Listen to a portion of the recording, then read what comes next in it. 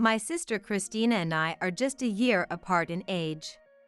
We started seeing more of each other after our children were born, but then something changed. Christina doted on her son, Justin, and eventually abandoned her daughter, Heather.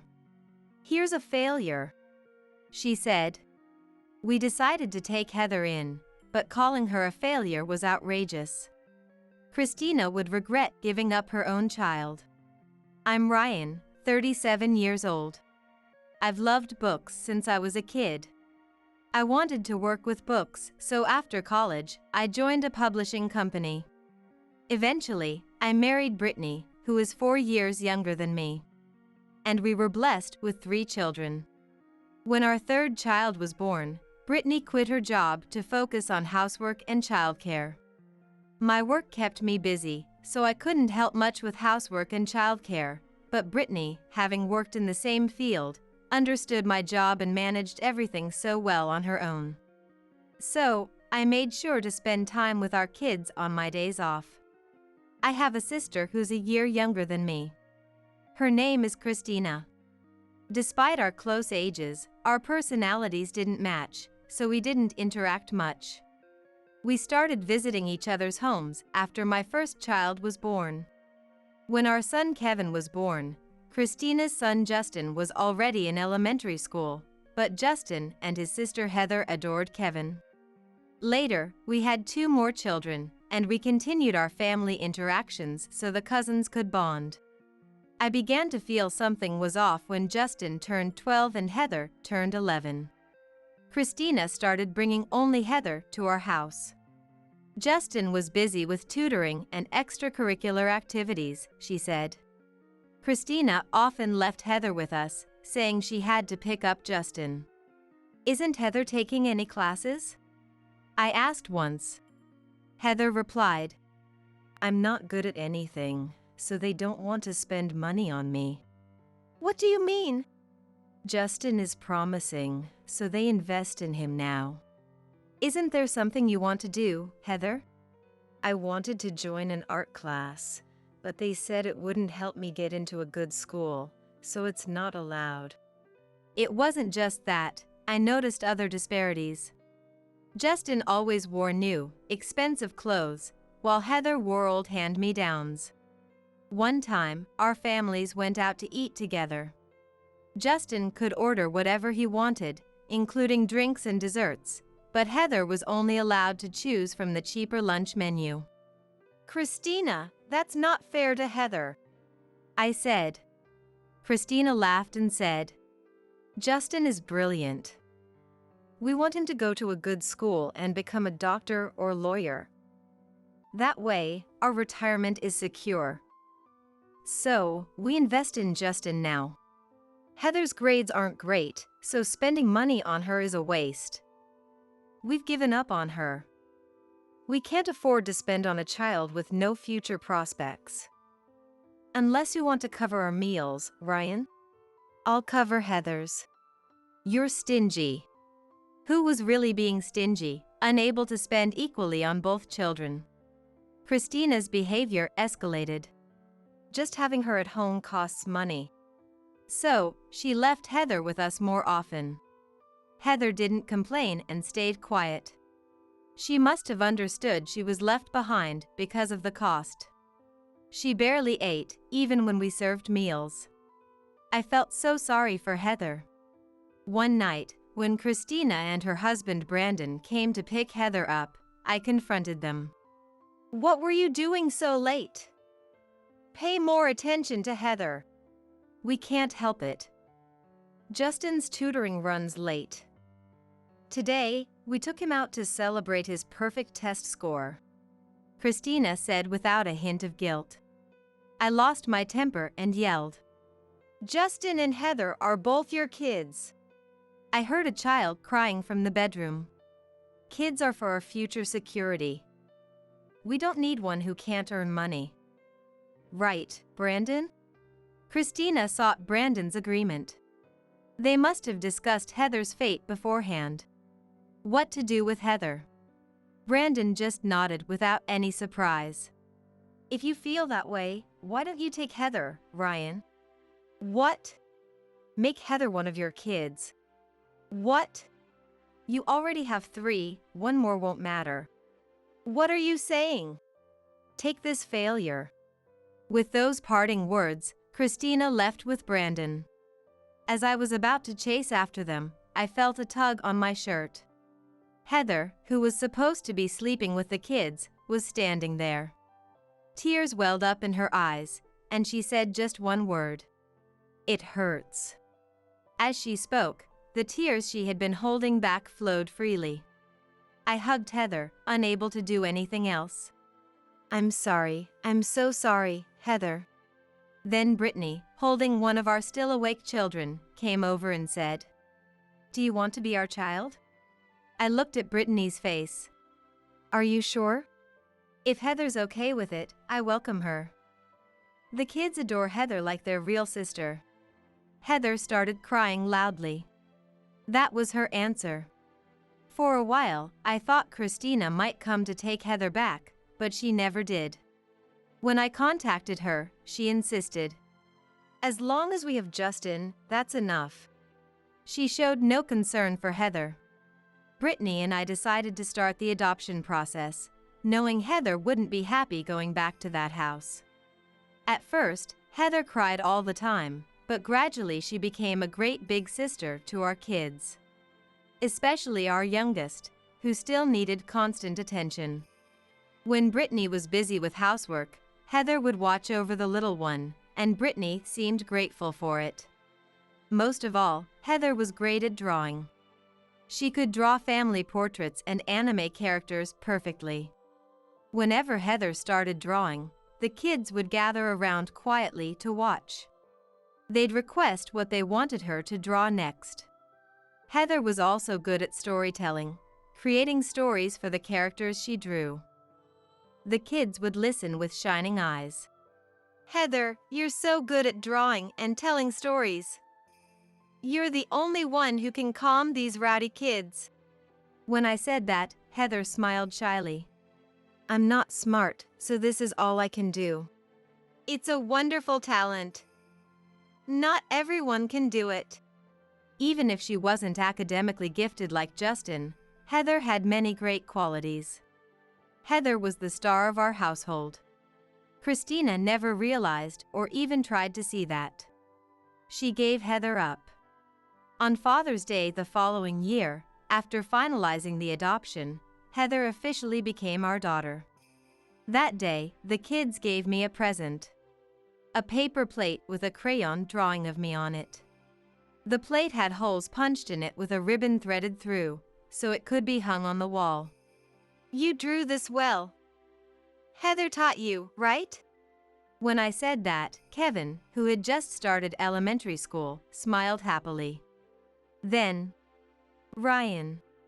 Heather had called me that way since she was little. Even on this day, now that we were family, she still called me like that. But maybe she thought of me as Dad. This is a Father's Day present. What she handed me was a neatly wrapped, ribbon-tied gift. What? You're giving this to me? Yes. When I opened the package, a mug came out. It must have been just a plain white mug originally, but it was decorated with illustrations, probably done with special pens. It said thank you, Dad, along with the drawings. Heather. Was it really okay for me to receive this? Maybe she had wanted to give it to her real dad. Heather, is this okay? I made it for you, Ryan. Thank you. I'll treasure it.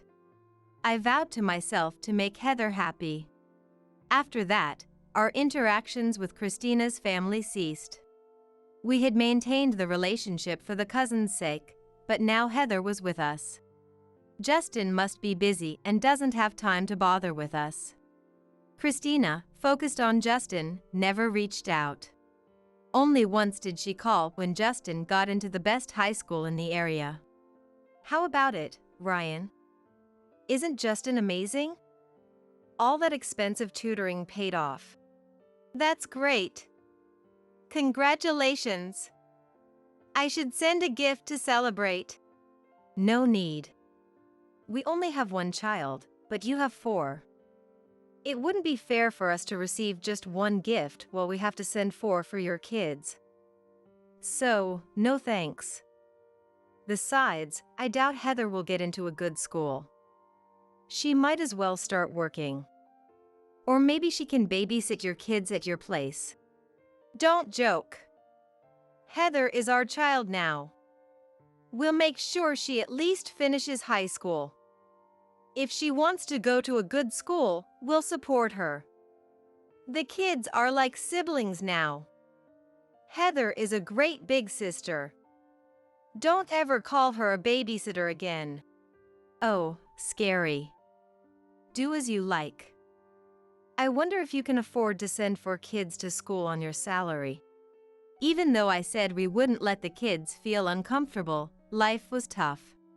Could we really raise and send four kids to school?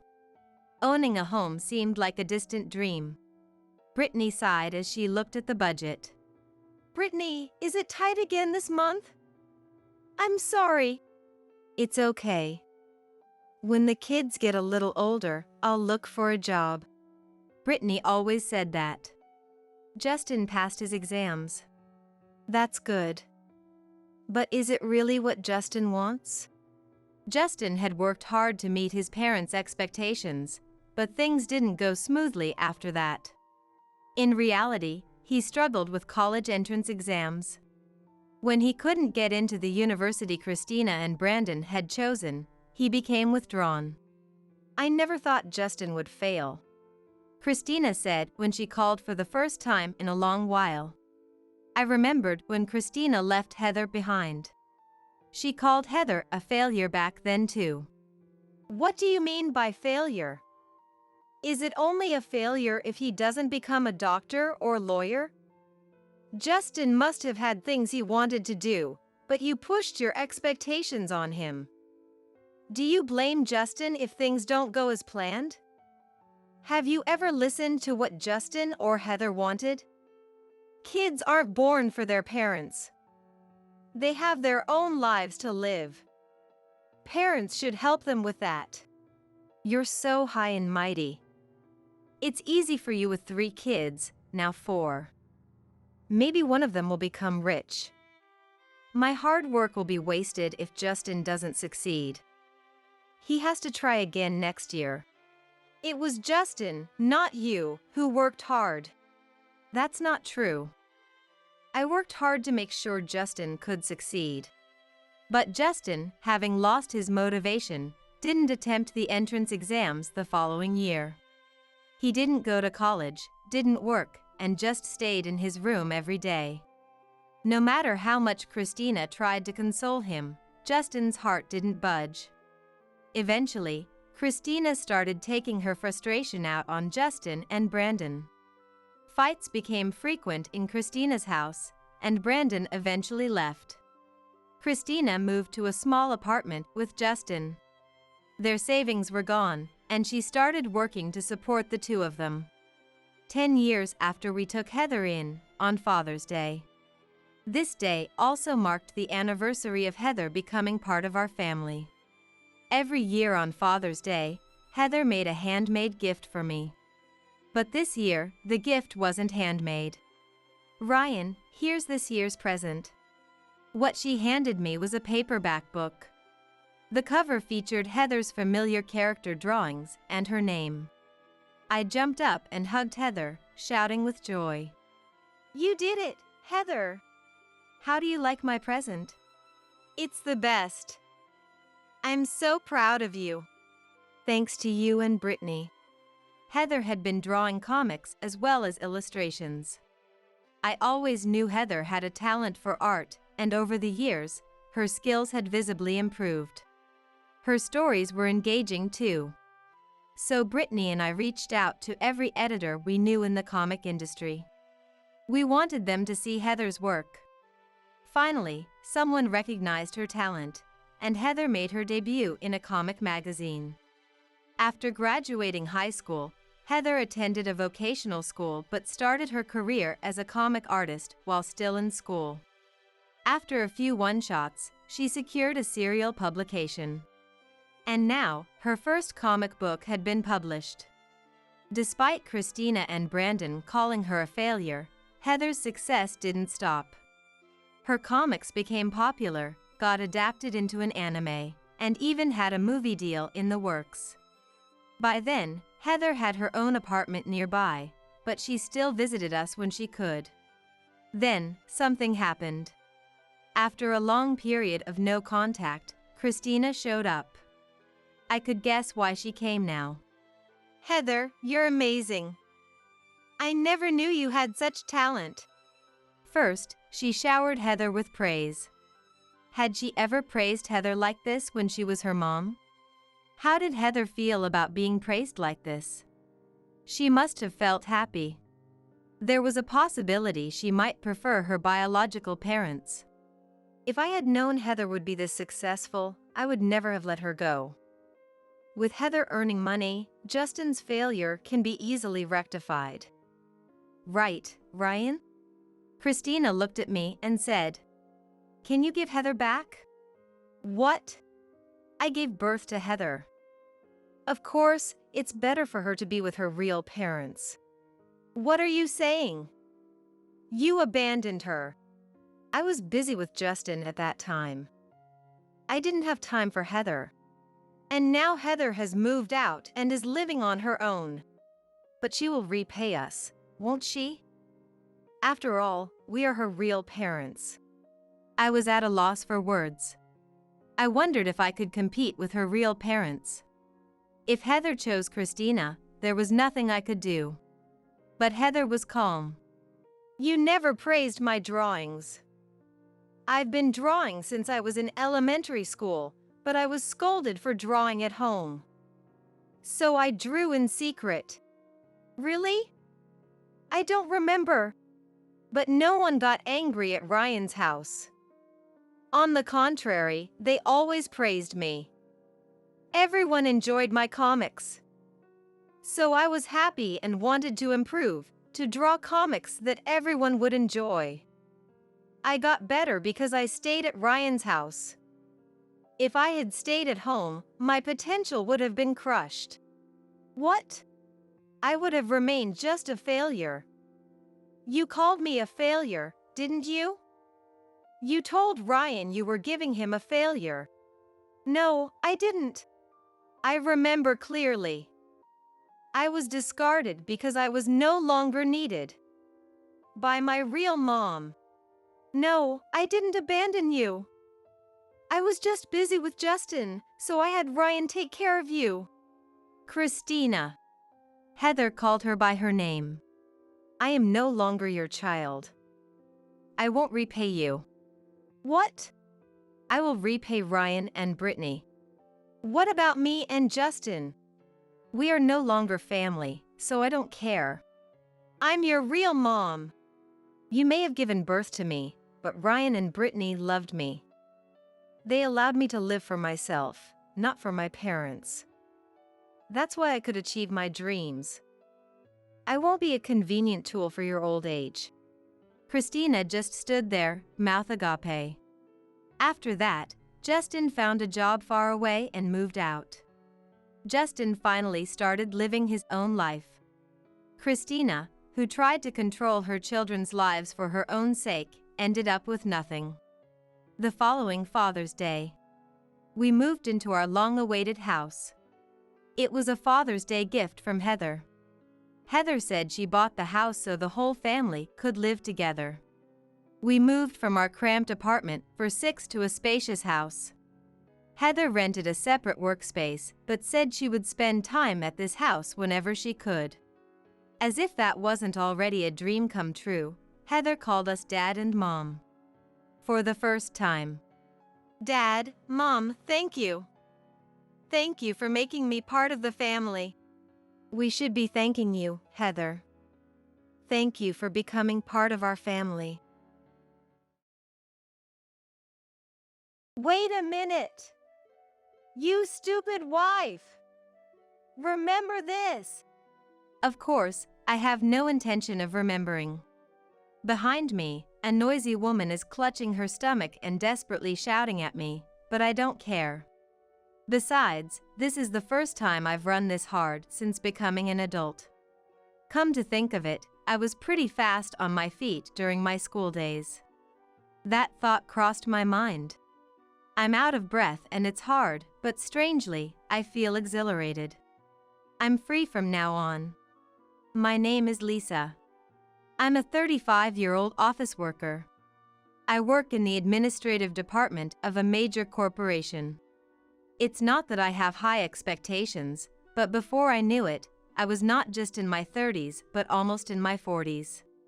It's not that I don't want to get married, but as my years of service have increased, thankfully so has my salary, and I can live alone if necessary. However, there are times when I feel lonely. It seems like it's time to seriously consider getting a cat. While lost in thought during work. Lisa, you're daydreaming again during work. It's not a good example for your subordinates. Ryan, a salesperson from a client company, peeked at my face and spoke to me. He's about the same age as me, but looks so young that he could pass for his 20s. My colleagues also said he was handsome. Spring makes me sleepy. Let me guess, you ate too much lunch? We've known each other for a long time, so we can joke like this. Watching our interaction, some colleagues teased us, suggesting we should date. I just brushed it off, but then an unexpected event happened. Lisa, I want you to marry me. Ryan, who had been waiting for me at the exit after work, suddenly asked me out for a meal. I thought it was his usual joke, especially since we had been drinking, but it seemed he was serious. To be honest, I was a little interested in him, so I was happy to hear that. I asked him to wait a bit for my answer, and then I formally accepted. After we started dating, I began calling him Ryan by his first name. He always brought up new topics and was a great conversationalist, typical of the top salesperson. Since we knew each other from before, we never really had a big fight, and 6 months into the relationship, he proposed to me at a place with a beautiful night view. Of course, I said yes. Little did I know that this man would turn out to be incredible in ways I never imagined. After getting married, my husband was transferred to a department with more business trips. The salary will be higher, and we'll have a more comfortable life. I wanted him to stay by my side, but it seemed he had long wished for this transfer, and he was happy about moving to his desired department. He was away from home for half of the month, and even though we were newlyweds, maybe I should really get a cat. I started to seriously consider it. Having lived alone for a long time, I had no trouble spending time by myself. With my husband away, there was no need to cook elaborate meals. There were days when I just made simple dishes for dinner. The married life I had imagined when I was single was far different from reality, leaving me feeling a bit empty. My husband earned well, but as we didn't have children, I felt there was nothing for me to do at home, so I continued working. Aren't you going to have kids? At a drinking party, a colleague with children sympathetically asked me, but I just laughed it off with a haha. I wanted children sooner rather than later, considering my age, but it seemed my husband felt differently. He said he wanted to cherish our time as a couple, which made me a bit happy, but I also felt anxious. Someone who trampled on my feelings like this intruded. One day, as usual, my husband was on a business trip, and I was quietly having a drink alone when the doorbell rang. Seeing the person on the screen, I couldn't help but let out a sound. I couldn't just ignore it, so I let the person into my room. Please call before you come, Mia. How many times do I have to tell you? Not sure if my reluctance showed on my face. You always look so gloomy, Lisa. Oh, Ryan is not home again? You guys aren't young anymore. Shouldn't you be more worried about having kids? The one who would say such rude things so nonchalantly was my husband's mother, Mia. She barged into the room and finished off the bottle of wine I had opened. Then, without asking, she opened the refrigerator. Oh, there's some expensive-looking meat. I can take this, right, Lisa? It was an A5 grade steak I had bought as a treat for myself to cook the next day. Mia, my mother-in-law, would come to our house and pester me for things. What? No, of course not. I realized my mistake the moment I said it. Mia's face turned sour quickly. Huh?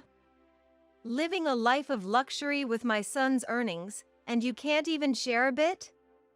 Sit down. Once she started, Mia was unstoppable, lecturing me endlessly. She would go on and on about how she raised her son with care, how she was strict to get him into a top university. She detailed the expenses of getting her son through college. Mia said these things, but I heard that it was my father-in-law who worked hard and earned money while Mia had always been a housewife. Maybe her frugality contributed to that. I've been subjected to this talk annoyingly many times. I've tried pretending not to be home, but she would knock on the door until I came out. Sometimes, I had to call my father-in-law to come and get her. Every time I saw him, he looked tired. Come on, let's go home. Enough is enough. Watching Mia being dragged away by him, I deeply realized that marriage isn't always about happiness. By the way, the steak was bought with my own money. As if I'd give it to Mia. Every time she appeared, I was glad we weren't living together. Then, one day it happened. I was relaxing on the sofa, sipping coffee on my day off, when… What? What did you just say? I couldn't hide my shock at my husband's words. I said, divorce. My parents, they got divorced. Tying his tie, my husband told me calmly. According to him, my father-in-law's anger towards Mia finally reached its limit. Of course, Mia refused the divorce. In the end, it turned into quite a battle, each hiring lawyers. The amount Mia demanded for the divorce was much higher than the norm, but my father-in-law agreed to it just to get away from Mia. My father-in-law's family was wealthy, and he himself was an executive of a large company. With that, Mia must have gotten quite a sum. He always looked so worn out. It's good he's free from Mia now. As I was thinking this, my husband said, So, the house was Dad's, and he's already put it on the market. What will Mia do now? As I was thinking, the doorbell rang. Not Mia again, I thought, but my guess was wrong. A uniformed delivery person stood there. I thought it was a courier and opened the door, but Mia was there with the delivery person. Confused. Where should we take the stuff? The delivery person asked, and Mia barged in. Please take it to the back room, she said. Thanks for agreeing to live together, Ryan. You're such a wonderful son of mine. I was completely left out. In no time, the spare room, which had been used for storage, was filled with her belongings, and it was transformed into Mia's living space. What? I haven't heard anything about this. I can't just accept sudden cohabitation. If it were the kind Mia, it wouldn't be a problem. But this Mia was different. As I desperately refused, both of them looked at me with puzzled faces. Isn't it all the same whether we live together now or in the future? You'll take care of Mom then, Lisa. My husband said such an absurd thing. Apparently, taking care of Mia was a foregone conclusion for me. Absolutely not. This is ridiculous. I'll divorce. This is crazy. Stop making fun of me. To this, they both started laughing at me as if I was a joke. Divorce? Try it. You'll be the pathetic one, you know? You should be thankful I even married a leftover like you. Hit with such harsh words, I felt everything go dark before my eyes. My husband said he married me for his social status. As he got older, more people around him were married, and marriage was a status symbol in society. He chose me because of my decent looks and good reputation, and he thought I seemed obedient, he said with a laugh at the end. I'll never sign the divorce papers. Well, I'm off on a business trip again, so I'm leaving now. Saying this, he left the house humming, leaving behind both me and the detested Mia. Watching me stand there dumbfounded, Mia said. How pitiful, a woman unloved by men. She retorted, laughing at me. You're one to talk, having been divorced yourself. That's what I said. Mia screamed, but I couldn't afford to waste my energy on this woman. I locked myself in my room, pondering how to get a divorce in my favor. I searched the internet, but my husband hadn't done anything particularly wrong. At most, he had the crazy Mia. Not even cheating. As I thought this, Mia banged on my room door so fiercely I thought it would break. Come on! Get out here now! Wondering what was happening, I came out to find several delicious-looking dishes on the table. Thinking Mia had prepared the meal, I sat down. Well, she's a bit nice after all. Just then. Hey! What are you sitting down for? Pay up!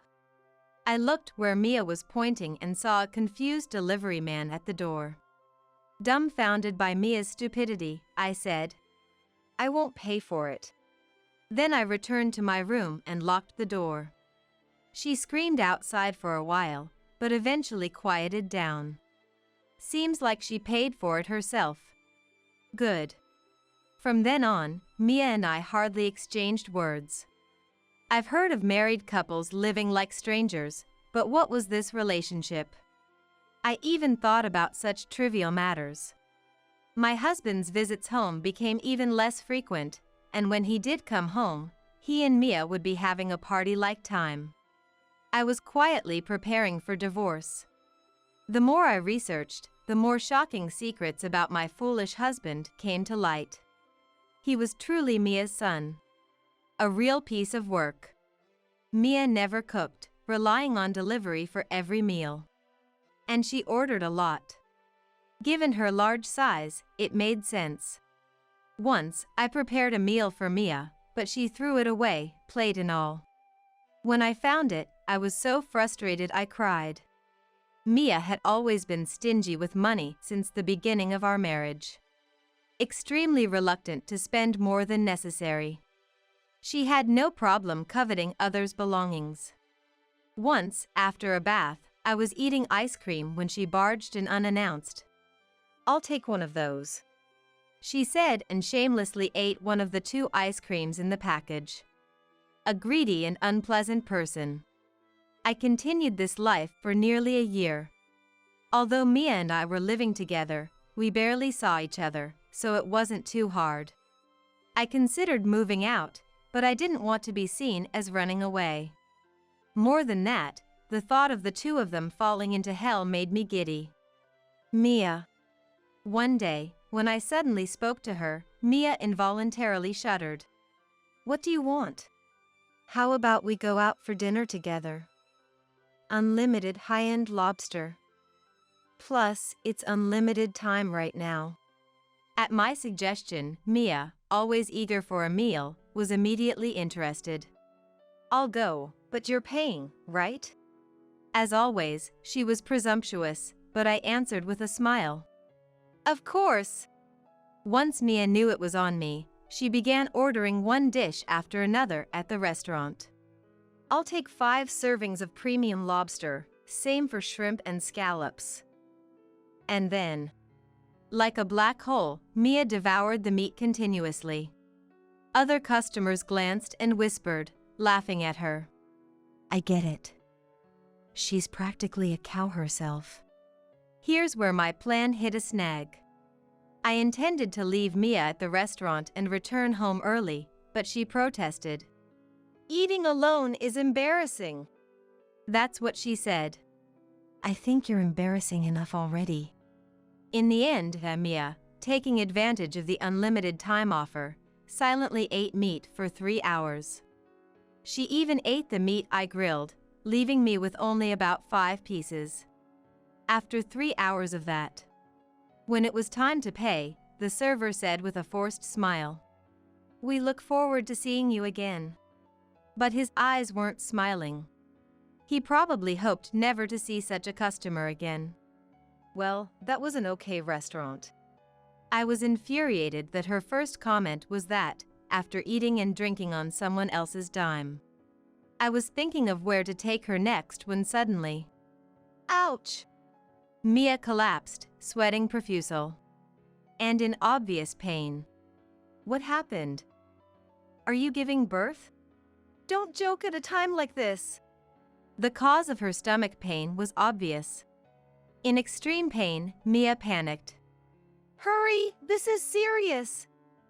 Call an ambulance, quickly. I thought the real problem was her head and stomach, but to avoid further embarrassment from her loud cries, I did as she said and called an ambulance. Fortunately, it arrived in about 15 minutes. By then, Mia had quieted down, but she was crouching and holding her stomach in pain. What happened? The paramedic asked. My stomach hurts. Mia could barely speak.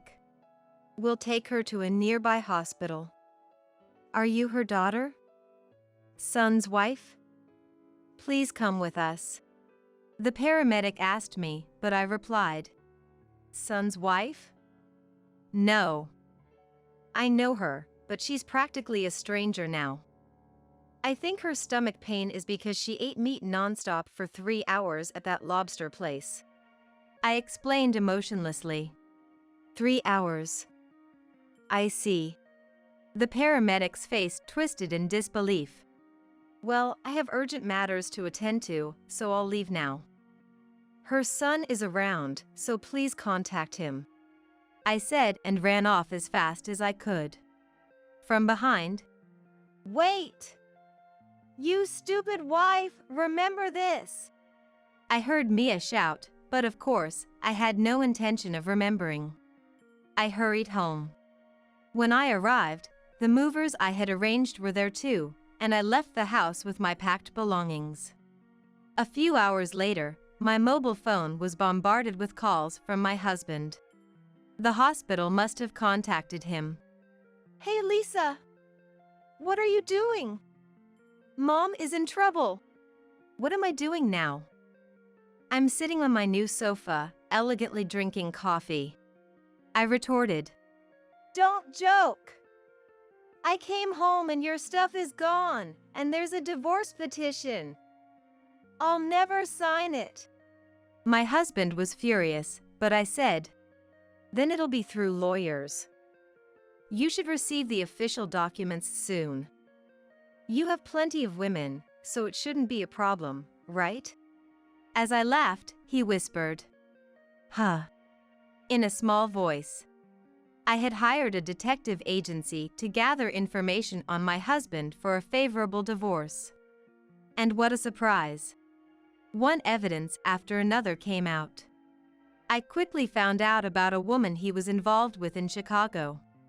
Just as I thought that was it, there was a woman in Los Angeles, then New Orleans, and recently Denver. The number was so high that my female lawyer and I joked. Where do you think the next one will be? I bet Atlanta. We even had the luxury to guess the next affair location. After all this, gathering evidence against him took a lot of time and money, but thinking about him going to hell made it all seem worth it. I hated my husband that much. I didn't leave that house because I wanted to save on rent. It was also a part of my small pride, a determination not to lose. I planned to demand a security deposit for the divorce lawsuit from all the women involved, but it turned out my husband had pretended to be single. I thought he was the lowest of the low. However, one of the women he deceived reported his misdeeds to the company where he worked. As a result, he was demoted to a minor subsidiary and, with his pride wounded, he quit the company. It seemed the matter with the women was settled through settlements. I heard it cost a pretty penny. I thought, serves him right, from the bottom of my heart. Eventually, our divorce was successfully finalized. I made sure he paid the full amount I had asked for the divorce security deposit. The source of the money? He had to sell his stocks and savings from before we were married, and it still wasn't enough. Most of it was paid by Mia, my ex-mother-in-law. Despite receiving a substantial amount from her ex-husband during their divorce, it seemed she had nearly run out of money. She must have been shocked to see her son in such a mess after she got out of the hospital. Good riddance. By the way, Mia's stomach pain turned out to be appendicitis, not food poisoning. Seems like her stomach is just as unbelievable as ever.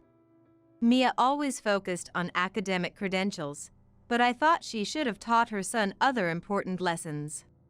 As for my ex-husband, his final choice of woman was, disgustingly, a colleague from my workplace.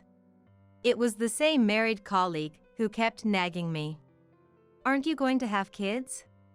Having an affair with someone else's husband while being married herself, how foolish. I made sure to demand a security deposit from her. But this colleague hadn't realized she was just one of many, and their relationship ended quickly. It seems she got divorced too. Once, on my way to work, I saw my ex-husband and Nia in shabby clothes. The once handsome man had lost his hair due to stress, looking like a defeated samurai. Almost unrecognizable, appearing in his 50s. Mia, once so plump, had lost a lot of weight. They both looked like they were living on the streets. It was none of my business. As for me, I continued working but requested a transfer to an affiliate company. Thankfully, my take-home pay remained the same, and I continued my previous lifestyle. One thing has changed. When I come home and say, "I'm back," two adorable cats come to greet me, twining around my feet. Wait a bit, I'll feed you soon. A friend was looking for a home for two sibling cats, and I finally got my long-desired pets. For them, I moved to a pet-friendly apartment. Every day is now a storm of affection. For now, I've had enough of marriage. I plan to spend my days happily with these cute cats. Turns out, she's just cuter and more vulnerable than you, which makes me want to protect her. You know, men are drawn to protect women who appear weaker. My husband boasted, his face swollen with arrogance. This came after I'd stumbled upon his affair and confronted him, only to be met with a string of excuses and outright defiance. He sought my agreement, but there was no way I could nod along. Furthermore, he had no intention of leaving me or breaking things off with his mistress. Continuing a marriage with such a man was out of the question. So, I packed my bags, returned to my childhood home, and vented to my brother, Daniel. After hearing me out, Daniel broke into a broad smile. Well, that's great news. What's great about it? Hearing about my sister being cheated on, and his first reaction is that's great? I couldn't help but yell at him, but Daniel just kept smiling. And then, I noticed the fierce anger hidden behind his smile, an emotion that didn't quite match his expression. My name is Arya, and I'm 31 years old. Anthony, my husband, was a colleague at the same company. Since joining, we'd consult each other on work, collaborate, and eventually became friends who could talk about anything. We'd often go out for drinks, discussing not just work but also personal matters, deepening our bond. After a company party a few months later, Anthony confessed his feelings for me as we were leaving. Attracted to his bright, sociable nature and his kindness, I didn't hesitate to accept his proposal, and we began dating. Our relationship flourished as we continued to share meals and consult each other on work. Both of us loved exploring new places, leading to trips on weekends and vacations abroad. Spending more time with Anthony, I found myself increasingly drawn to him, eventually realizing I wanted to be with him forever. That moment in our 5th year at the company, when Anthony surprised me with a proposal, remains unforgettable. In a private room of a glamorous restaurant, opening the ring box, I was so moved that tears wouldn't stop. I had no reason to refuse, so I immediately accepted the proposal. We both loved breathtaking views, especially the sea, where we had many memories, so we decided to have our wedding in a place overlooking the ocean. Blessed with good weather, it was the best day. I enjoyed my work and wanted to continue discussing it with Anthony even after getting married, but working in the same environment as a couple was difficult, so I ended up transferring to another branch, although my job didn't change much. 3 years into our marriage, we were still happily living together. We would dine out several times a month and travel a few times a year. Our relationship with Anthony's parents was good, and we were living a happy married life. To anyone looking in, we must have seemed like the perfect couple. Indeed, I felt that way too. But that feeling lasted only until this day. Since the next day was a holiday, we had planned to dine out late after work, as we usually did. However, when work was winding down, I received a message from Anthony. Sorry, Arya. I got invited to dinner by a client tonight, and I can't say no since they've been really good to us recently. I won't be able to make it to our dinner. I felt lonely but said, I see. Can't be helped. I was looking forward to trying that restaurant, so let's go another time. Sure, I'll make it up to you. I'll probably be late tonight, so don't wait up. Bye. Anthony quickly ended the call. As I was about to leave work, my phone rang again. It was from my friend Camila. Hello? Hey, Arya. Are you free tonight? Wanna grab a drink? It's been a while. Actually, that works out. Anthony is out to dinner with a client tonight. Camila is my best friend. We're colleagues at the same company, though now we work in different departments. She gave a speech at my wedding and sometimes comes over to our place. Since she and Anthony were also hired at the same time, we've hung out as a trio several times, being drinking buddies with Anthony. It's always more fun when the three of us get together. Sometimes, like today, she'd call out of the blue, and we'd meet up for a casual drink when available.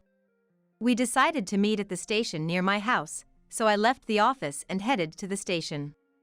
The train arrived just in time, and I got to the station quite early, but Camila was already there waiting. Sorry to keep you. Long time no see. I just got here too. After exchanging a few words, we headed to a restaurant. There's a fairly large entertainment district on the way from the station to our house. And we entered a restaurant just off the main street of this area. We started with a toast with beer and then moved on to catching up, as usual. How's it going recently? Anthony doing well? Yeah, he's fine.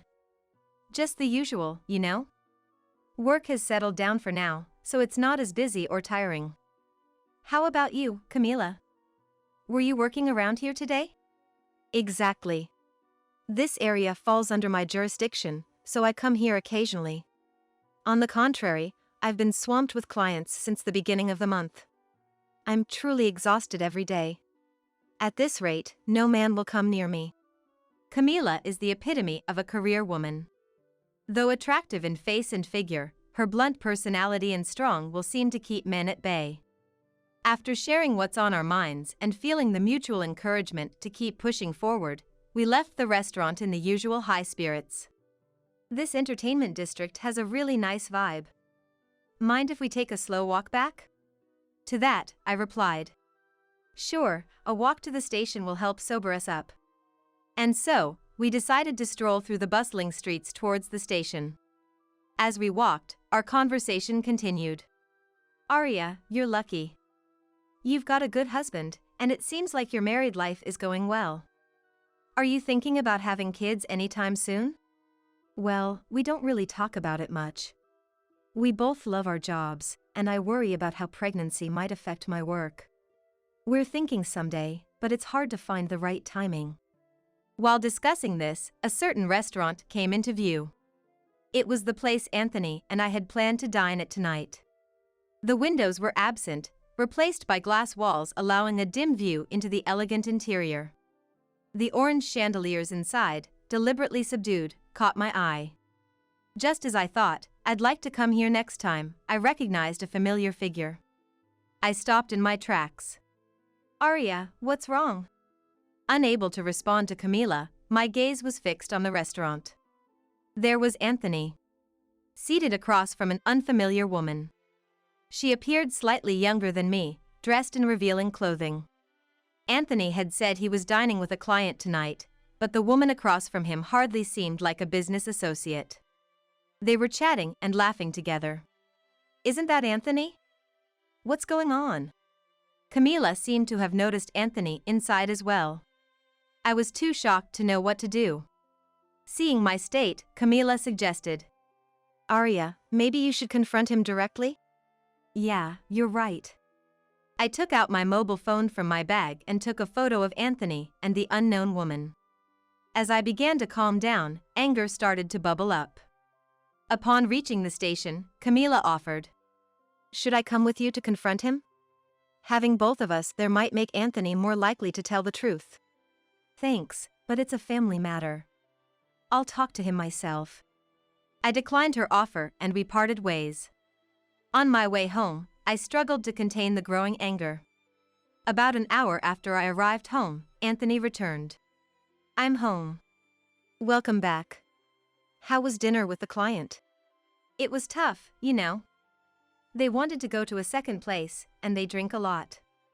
But I think I made a good impression." Right after he finished speaking, I pointed my mobile phone at him, showing him the photo. "This person is from your client? She looks quite young. Dressed not quite for work. Did she change before meeting you, Anthony?" "What? Why? You didn't follow me, did you?" "Of course not. I was dining out with Camila. We just happened to see this on our way back." "Is this person really a client? Choosing such a fancy restaurant for dinner, from which company is she?" "Well, what? Can't answer?" "She's not someone you need to hide from me, right?" "Sorry." "Sorry? You mean this is an affair? She's your mistress? Hey! Answer me." "Yes." I broke down crying. "Why? Why would you do this? I thought we were doing fine." "It's your fault, Arya. You're always busy with work, and though you take care of home, I wanted you to pay more attention to me. You're straightforward and strong, but she's cute and makes me want to protect her. Eventually, I found it more enjoyable to be with her than with you." Hearing those words was a shock. No longer feeling any affection from him. Clearly preferring his affair partner. I would have preferred he just said it was a friends with benefits. I couldn't stay any longer, packed what I needed, and left the house. Dragging my carry-on, I caught the last train home. The journey back home felt longer than usual. I don't remember what I was thinking. Maybe I was too hurt to think about anything. Next thing I knew, I was in front of my parents' house.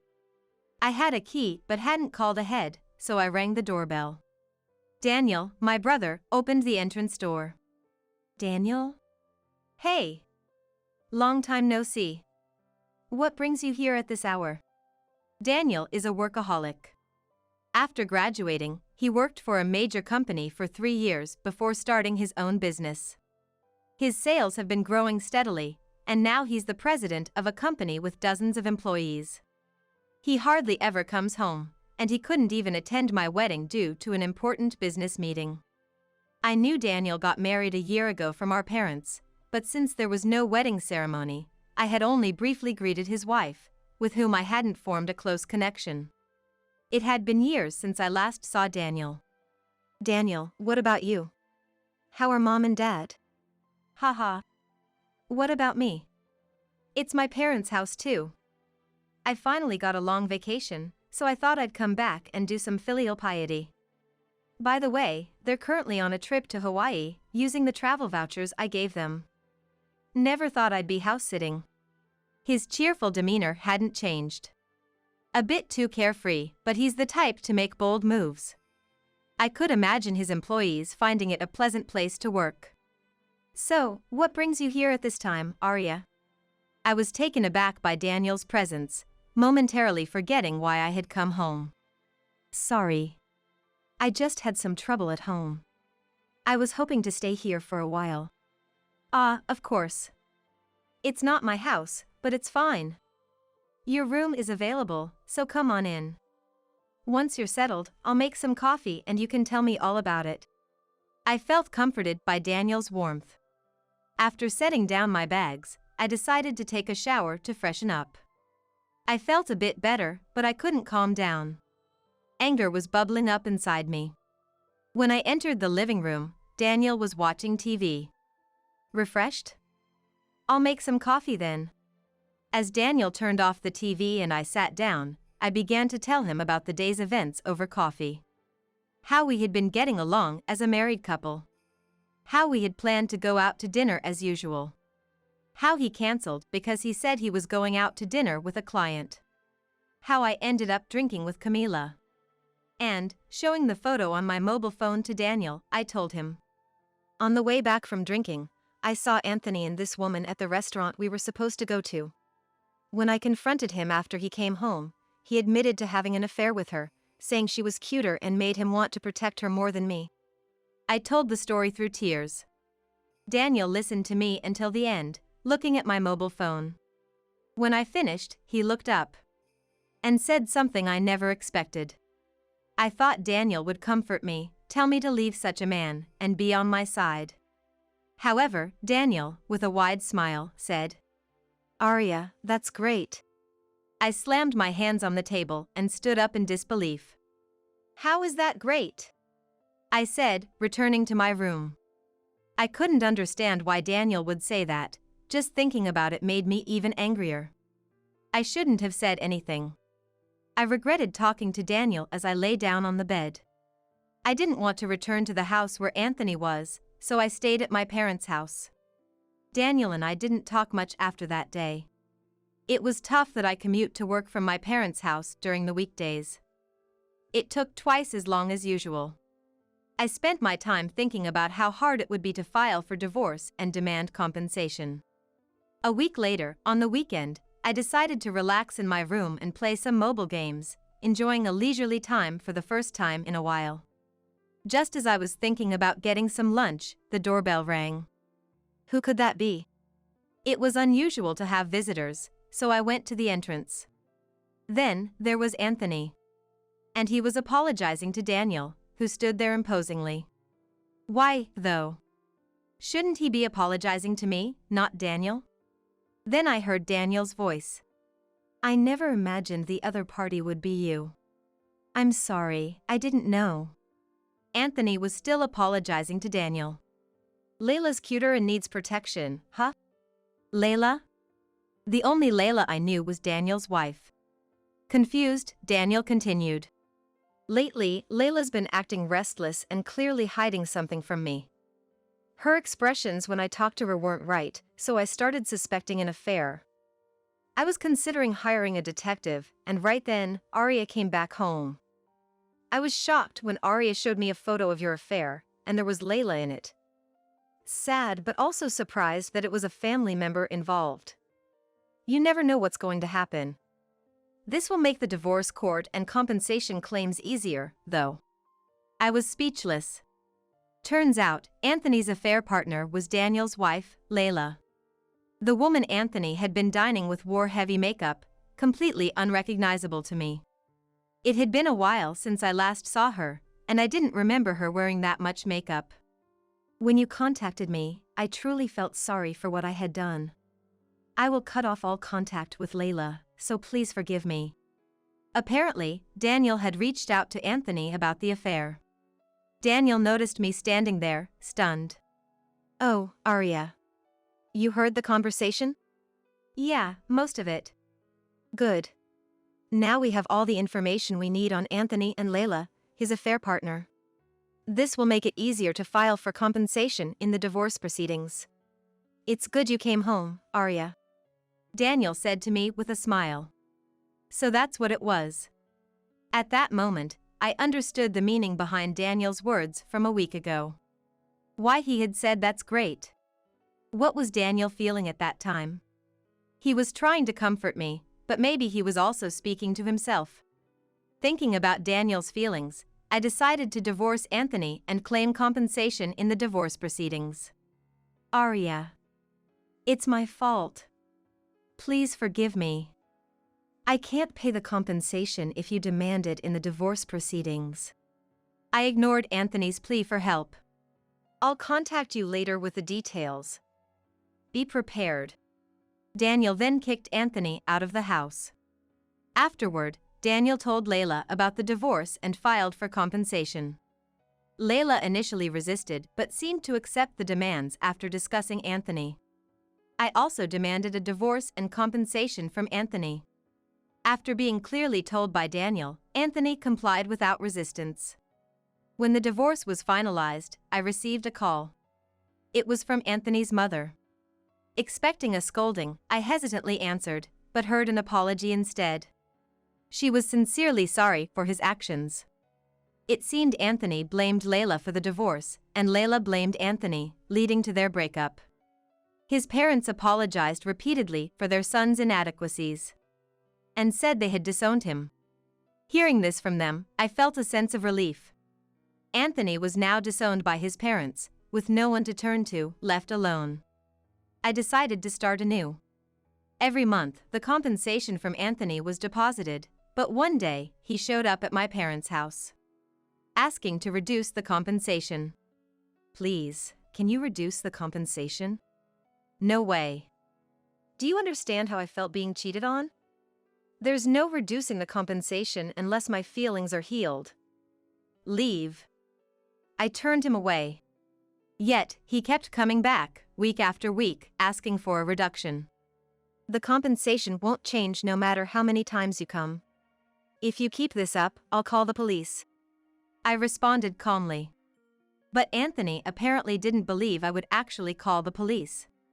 His demands eventually shifted from reducing the compensation to stopping payments entirely, even suggesting a condescending offer of reconciliation. When I started calling the police right in front of him, Anthony changed his demeanor and fled from the house. The police advised me not to open the door anymore and to install a monitor-equipped doorbell to use if I recognized him. Fearing the police, Anthony resorted to sending lengthy text messages and making phone calls. After changing my email and phone number, things finally quieted down. However, Anthony tried to visit the branch where I worked without any business, and even enlisted colleagues to try to contact me, becoming a nuisance at both the main and branch offices. Once, I received a message from Camila. Working close to Anthony's department at the headquarters, Camila had been keeping a close eye on Anthony's current situation. Anthony, having begged a colleague to reach out to me, had his divorce exposed, and his harassment became known due to being spotted near my house during his commute. Realizing no one was on his side, feeling uncomfortable under their gazes and attitudes, he voluntarily resigned from the company. Despite his job search efforts, he struggled to find employment. And, unfortunately, joined a company involved in illegal activities. Desperate, he pleaded with the HR department to rehire him. Having abandoned all his responsibilities for his own convenience, there was no place for Anthony upon his attempted return. He was swiftly turned down, and Anthony, lacking the courage to resign a second time, endured a harsh life of commuting with the first train and working unpaid overtime until the last train. On the other hand, Layla had reached out several times, wondering if there was any chance to reconcile. However, Daniel recognized there was no love left. Like Anthony, Layla had quit her job upon the scandal becoming known, hoping to escape the situation.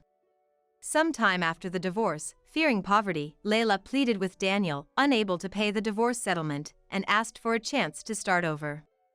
Daniel, seeing her focus solely on money, realized her true intentions. Refusing to reconcile or reduce the settlement, Layla claimed she couldn't pay because she had no money, failing to contribute a cent. Daniel, undeterred, contacted her parents. They were unaware of the divorce. They hurriedly apologized and paid on her behalf. Layla thought this settled everything, but her parents, having only covered the costs temporarily, demanded repayment and were furious. Now, Layla works under strict conditions at her parents' farm, which they manage. Since then, Daniel and I have been in touch more frequently.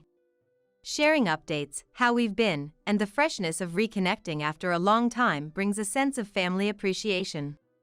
Daniel continues to lead a busy life with work but seems to enjoy his days. It took me a while to recover.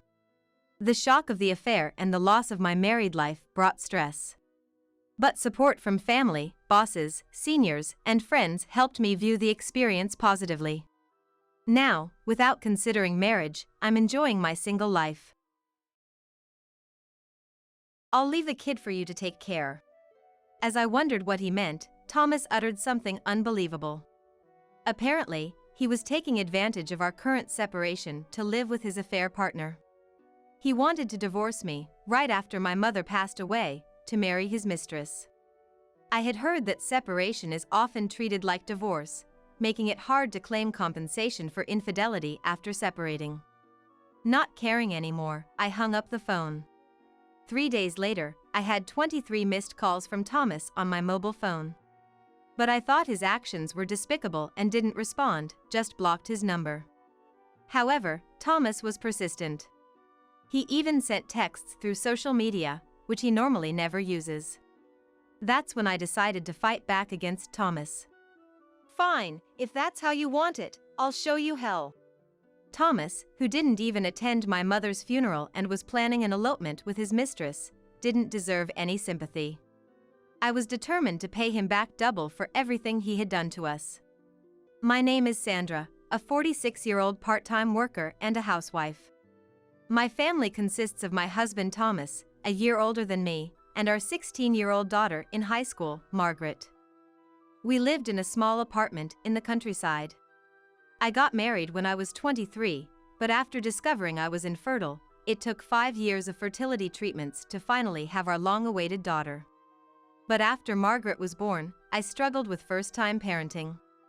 Gradually, I lost my peace of mind and left the company I worked for, temporarily becoming a full-time housewife. In our society, whenever Margaret got sick, her mother, was called to accompany her to the hospital.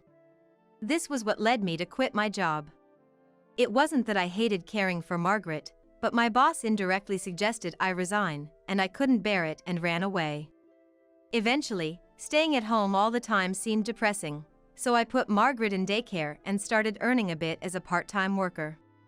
Both Thomas and I couldn't forget the hardship of 5 years of fertility treatment, and we eventually settled on having just Margaret. I first noticed something was off with Thomas when Margaret was in upper elementary school. Margaret was academically gifted, so I really wanted her to try for private middle school. Margaret was positive about the idea of middle school entrance exams, and we even attended open campus events together to choose the best school. Thomas earned enough for us to live comfortably, even with me as a housewife. Plus, I was prepared to use my savings from before marriage or untouched part-time earnings for Margaret's education funds. But Thomas was adamantly against it. No. He was unyielding in his refusal to let Margaret take the exams. What's the point of a middle school entrance exam? Let her go to a regular middle school, that's enough for Margaret. Isn't the entrance exam something for daughters of company presidents or something? No matter how I tried to convince him, Thomas stubbornly refused. Finally, losing patience, I told Margaret, "You can take the exam if you want. I want to support what you want to do. Just focus on your studies without any worries." But Margaret just shook her head, looking sorry. She probably hated seeing us argue over her future. That's when I realized it.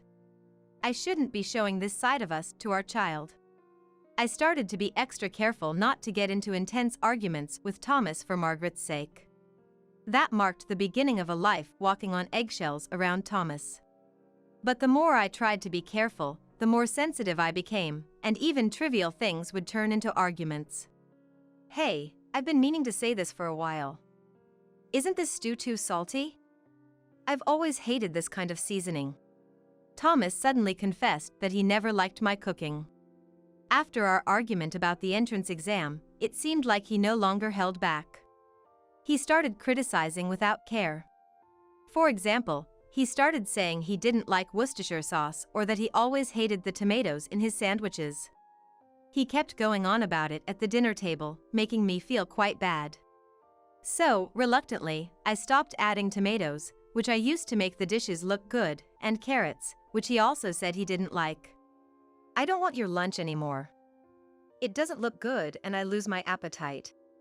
I responded to his requests, but to that he threw away the lunch I made. Fed up with his constant complaints, I finally exploded in anger. Then eat out. If you're going to complain that much, I won't make your sandwiches ever again.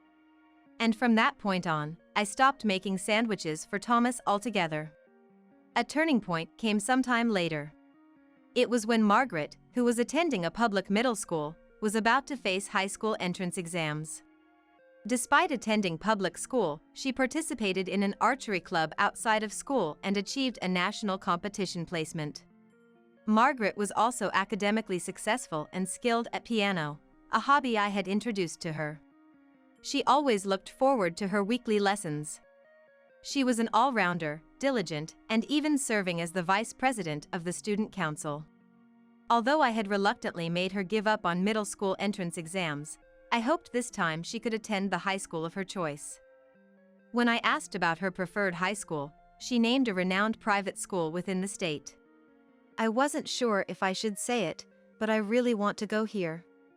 It's a prestigious school for archery, and I'll work hard for it. I nodded emphatically at Margaret's words. Margaret had started to accommodate her father Thomas, always putting herself last.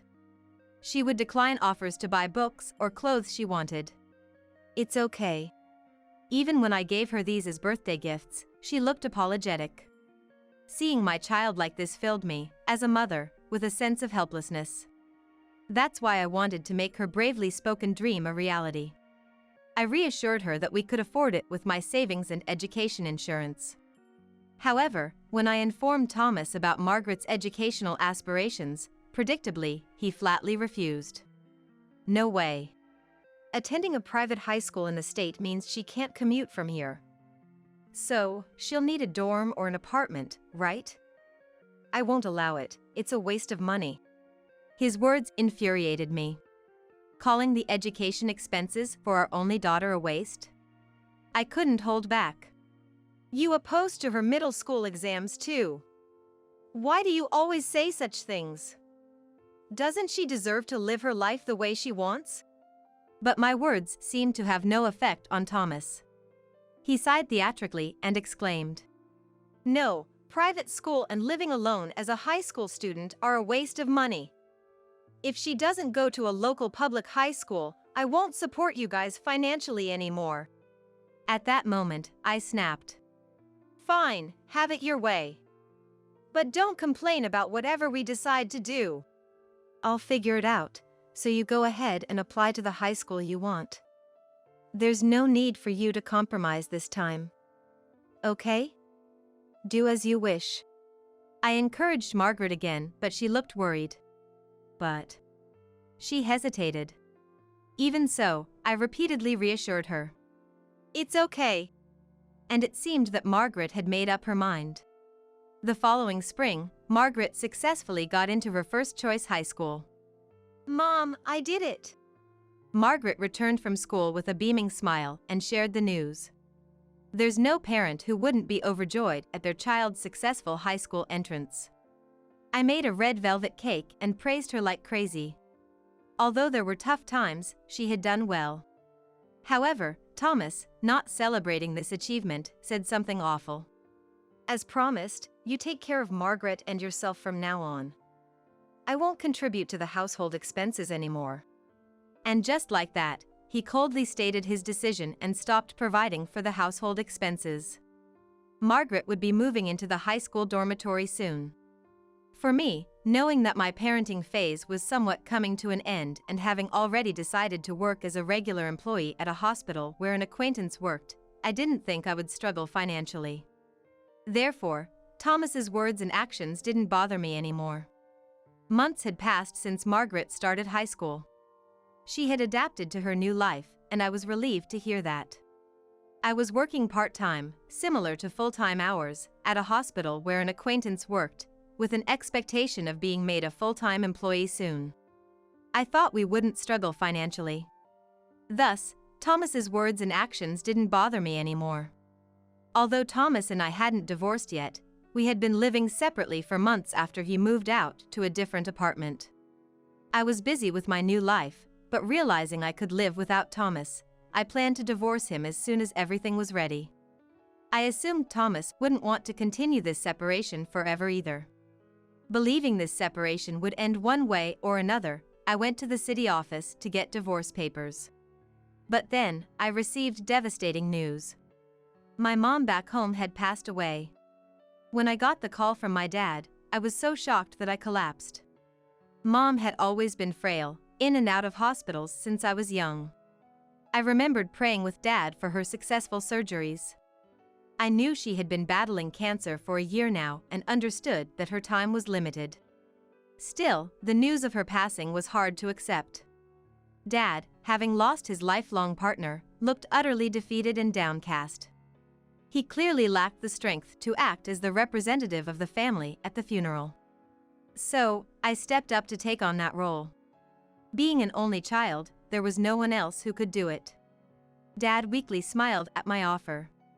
"That would be a great help," he said in a faint voice. We hadn't told anyone about our separation, not even Dad or our acquaintances. So, I thought it best to invite Thomas to the funeral. I quickly sent him a text with details about Mom's passing and the funeral arrangements. As expected, there was no reply. On the day of the funeral, Thomas didn't show up, and Margaret, who had come home for the occasion, muttered, "He's the worst." Even Dad, who looked so frail, was angry, feeling insulted for his wife and daughter. I had my own grievances against Thomas, but now wasn't the time for that. Both of you, I feel the same way. But do you want to send her off with angry faces?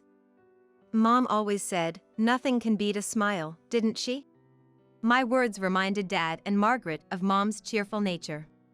We managed to regain our composure and give Mom a proper send-off. That night, Thomas finally called back, but with an insensitive remark. "I'll leave the kid for you to take care." In such a situation, what was he thinking? As I silently pondered, Thomas, unasked, began to talk volubly. "Let me put it simple. I'm planning to elope with my girlfriend. She's younger and cuter than you." Apparently, he was living with his mistress, using our separation to his advantage, and wanted to divorce me right after my mom's death so he could marry her. I've heard separation is often treated like divorce, making it hard to claim alimony for infidelity afterwards. But for me, such things didn't matter anymore. "Oh, really? Do as you please," I replied and hung up the phone. 3 days later, I had 23 missed calls from Thomas on my mobile phone. Thinking how despicable he was, I didn't respond and blocked his number. When he realized I wasn't going to answer the phone, he started sending apologies through social media. That's when I decided to fight back against Thomas. "Fine, if that's how you want it, I'll show you hell." Thomas had declared abandoning me and Margaret at the time of my mother's funeral, and on top of that, he was planning an elopement with his mistress. Mercy was unnecessary for someone like him who had mistreated us. I decided to pay him back double for everything he had done. I immediately texted to Thomas. "Let's meet tomorrow." The next day, I waited for Thomas at the cafe where we had agreed to meet.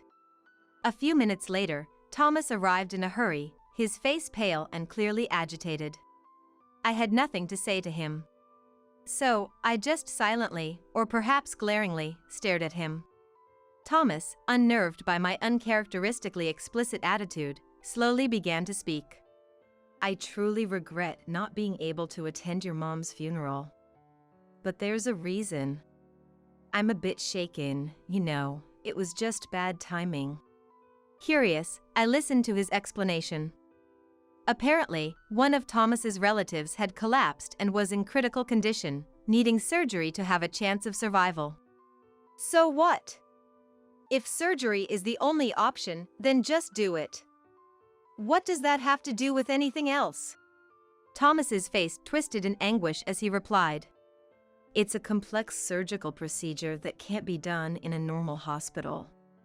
So, it's going to be expensive, and insurance won't cover it. According to Thomas, it was an advanced medical operation that had to be paid entirely out of pocket. His family decided to pool money, and Thomas had to contribute around $10,000. I was astounded. How could he so easily spin such lies? It's not Betty or Richard, it's some relative I've never even met, right? When I coldly responded, Thomas turned red with anger. Don't be so cold. You, who just lost your mother, should understand my feelings. I understood, but it was an entirely different issue.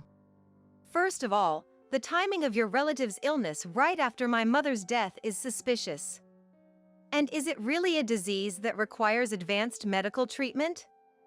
What's the diagnosis? How much will the surgery cost in total? As I pressed him with my thoughts, Thomas stumbled over his words and fell silent. My family, being well-known local landowners, had savings close to $1 million, which I was aware of. Even though Thomas might not know the details, he knew my family was wealthy, so I suspected he was after the inheritance. Given his past behavior, I couldn't trust him, even if he genuinely needed a significant amount of money for a medical issue. I sighed exaggeratedly and then continued. What you and I need to discuss are divorce, custody, and division of assets. That's all. But then Thomas pleaded. Wait. I'll never do anything to make you sad again. Reconsider, please. His face was contorted, clearly desperate to change the situation. I spoke again, more firmly. I can't have any hope for a future with you anymore. If you feel sorry, please proceed with the divorce. Saying that, I stood up, paid only for my coffee, and left. That night, Thomas unexpectedly showed up at our house. Hey, I know you're in there, open the door. When Thomas left to start our separation, he said he'd never return and left the keys, so naturally, he couldn't get in. However, at that moment, I was in the bathroom and didn't notice Thomas's arrival. It appeared that Margaret had responded instead, and when I noticed something was amiss and went to the front door, I saw the two of them. Margaret was home for the summer holidays, and had been staying with us since the funeral. What I saw was Thomas deeply apologizing and Margaret standing tall, looking down on him. What's going on? Thomas, what are you doing here? Thomas looked up, begging for forgiveness. Please, I'm begging you. Can you just lend me $10,000 as an advance on the property division? I thought he had come to apologize, but he was still asking for money. It became clear that Thomas didn't care about me or Margaret. Frustrated, I almost let my anger take over but managed to hold back. I wanted to yell and drive him away, but I knew running away wasn't an option anymore. For Margaret's sake, this separation needed to be resolved quickly. After taking a deep breath to calm myself, I said to Thomas, That's irrelevant now. I already told you I wouldn't help you out with that. We handled my mother's funeral with my relatives, and you were not involved. Therefore, I don't see any need to care for a relative of yours I've never met. Thomas seemed to lose his words in response, as if he had nothing to say back. Thomas had always been hands-off with my family matters, whether it was hospitalization or funerals. Yet, now that he was in a bind, he wanted my help, which was far too convenient. Realizing that nothing he said would change my mind, Thomas turned to Margaret. Margaret, you tell Mom too. To you, a relative of your father is family too, right? Come on, please. You're kind-hearted, you'd feel bad knowing a family member is sick, right? Typically quiet, and when he did speak it was usually sarcastic, but in such moments, Thomas became talkative. And now, he was clinging to the daughter he tried to abandon for his mistress, having not even paid for her high school. I felt a headache coming on. I endured a lot for Margaret's sake, but maybe it would have been better to have divorced from the start and lived just the two of us. But it was too late for regrets now. I wondered what Margaret was thinking. Maybe she'd be moved by her father's words and try to persuade me. But as embarrassing as it was for me to have even considered that for a moment, Margaret responded with a resolute expression. "Who are you?" Both Thomas and I were stunned by her response.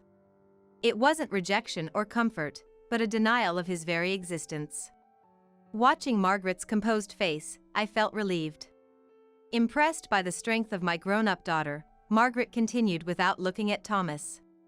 "You said you're leaving the kid to mom, right? So, you've essentially abandoned your parental rights. You're divorcing mom and going with your mistress, aren't you?" It seemed Margaret had overheard my phone conversation with Thomas. I thought I had been discreet, but she must have had her own thoughts about her father not attending the funeral. To her, a man who was separated and unfaithful, saying he didn't need her, was nothing more than a stranger. She declared him an outsider. That left Thomas utterly devastated, frozen in place. Margaret sighed deeply and glared at him. "After all the obstacles you've put in my path, don't try to act like a father now. To me, the only parent is mom. I don't care about someone who didn't even show up for my beloved grandmother's funeral." Thomas stayed motionless for a while, but gradually seemed to grasp Margaret's words. Rising up with a furious look, he stared at Margaret. "You ungrateful child! Do you know how much I've sacrificed for you? If you're going to say that, then pay back all the school fees I've paid up till middle school." How childish was he? Who demands repayment for raising their own child? It made me nauseous to think he was my husband.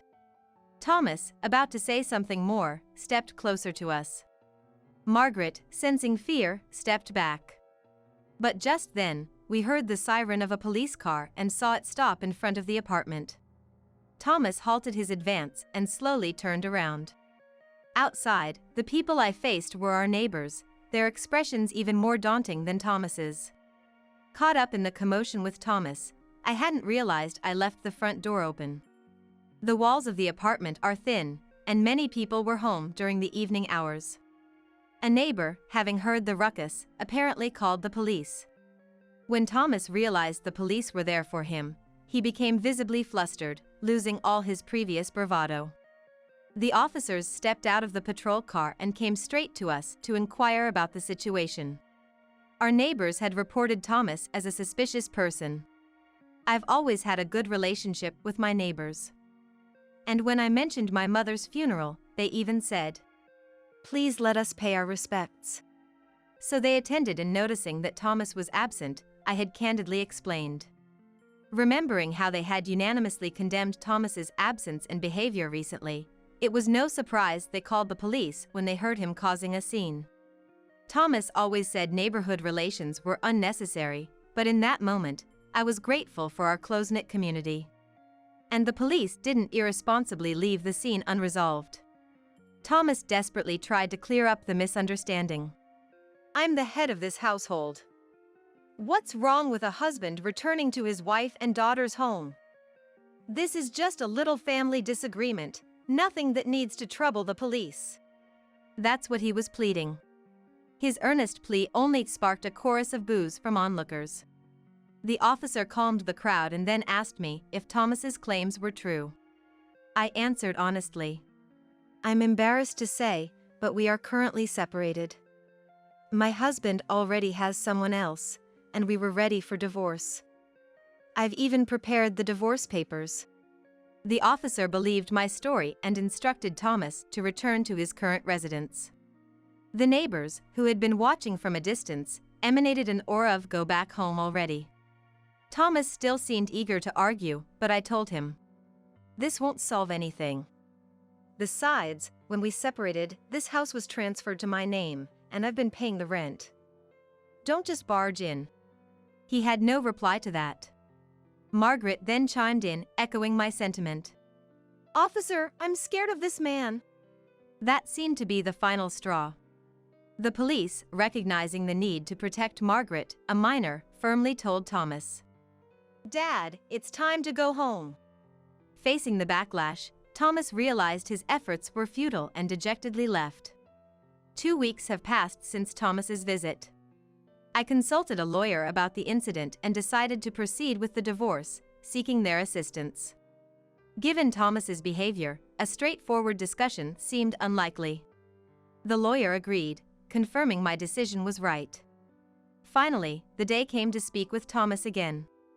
He appeared dejected, but I unceremoniously handed him the documents without a word. Thomas browsed through them, puzzled at first, but his expression turned to one of shock. Wait, what is this? How did you find this out? The document detailed a compensation claim against Thomas and his mistress. All of Thomas's previous behavior was a facade. While it was true he had an affair, the woman had instigated him to play a part. If the mother-in-law had passed away, Sandra will inherit something, right? Just shake her up a bit, and she'll probably want to settle with money. It'll be easier for us to get married. How about getting around $10,000? The story about needing money for advanced medical treatment for a sick family member was a lie. It was a fictional scenario created to swindle money from me. I had felt uneasy about the whole situation. After the funeral, Thomas had called nonchalantly, ready to break up, but then suddenly turned desperate by dawn. I suspected there was more to it. The timing was too convenient. Trusting my intuition, right after Thomas's call, I secretly hired a private investigator to conduct a background check. With Thomas openly admitting his affair, he made no attempt to hide his infidelity, making gathering evidence straightforward. Furthermore, emboldened by his admission, he was captured toasting with his mistress. To our 5th anniversary, cheers! This meant Thomas had been having an affair for 5 years, even before our separation when our marriage wasn't yet in disarray. This meant I could claim compensation. Confronted with his lies exposed, Thomas began to tremble. His hands weakened, dropping the stack of papers on the desk. His eyes became vacant, his mouth moving as if searching for words. After 5 minutes, he managed to utter, "What should I do?" I leaned forward as if I had been waiting for those words. I'll be claiming $30,000 from you as compensation for the affair and the emotional distress you've caused me. And from the other woman, $10,000. These amounts were the maximum claimable according to standard rates. Thomas panicked at the hefty sum. I can't pay that. I mean, if I do, it will ruin my life. His excuses were expected. So, I presented an alternative. Then let's settle it with compensation in the form of property division. But child support is a separate matter. You'll pay for all of Margaret's expenses, including her high school and future college fees. Faced with Thomas's refusal, I pressed on. If you default, I'll go to court for enforcement. Your employer will be notified, and the amount will be deducted from your salary. Faced with this reality, Thomas reluctantly signed the documents my lawyer had prepared. This marked the end of our long battle. Afterwards, Thomas and I officially divorced, and the financial matters were settled through compensatory property division. Thomas had nearly no savings due to funding his mistress. So in the end, I was only able to protect the savings I had diligently amassed. Naturally, Thomas ended up with nothing from the divorce, a significant blow to him. Concerned about his employer finding out, he has been diligently paying child support every month. Margaret, as if to spite him, studied hard and got accepted into a prestigious private university.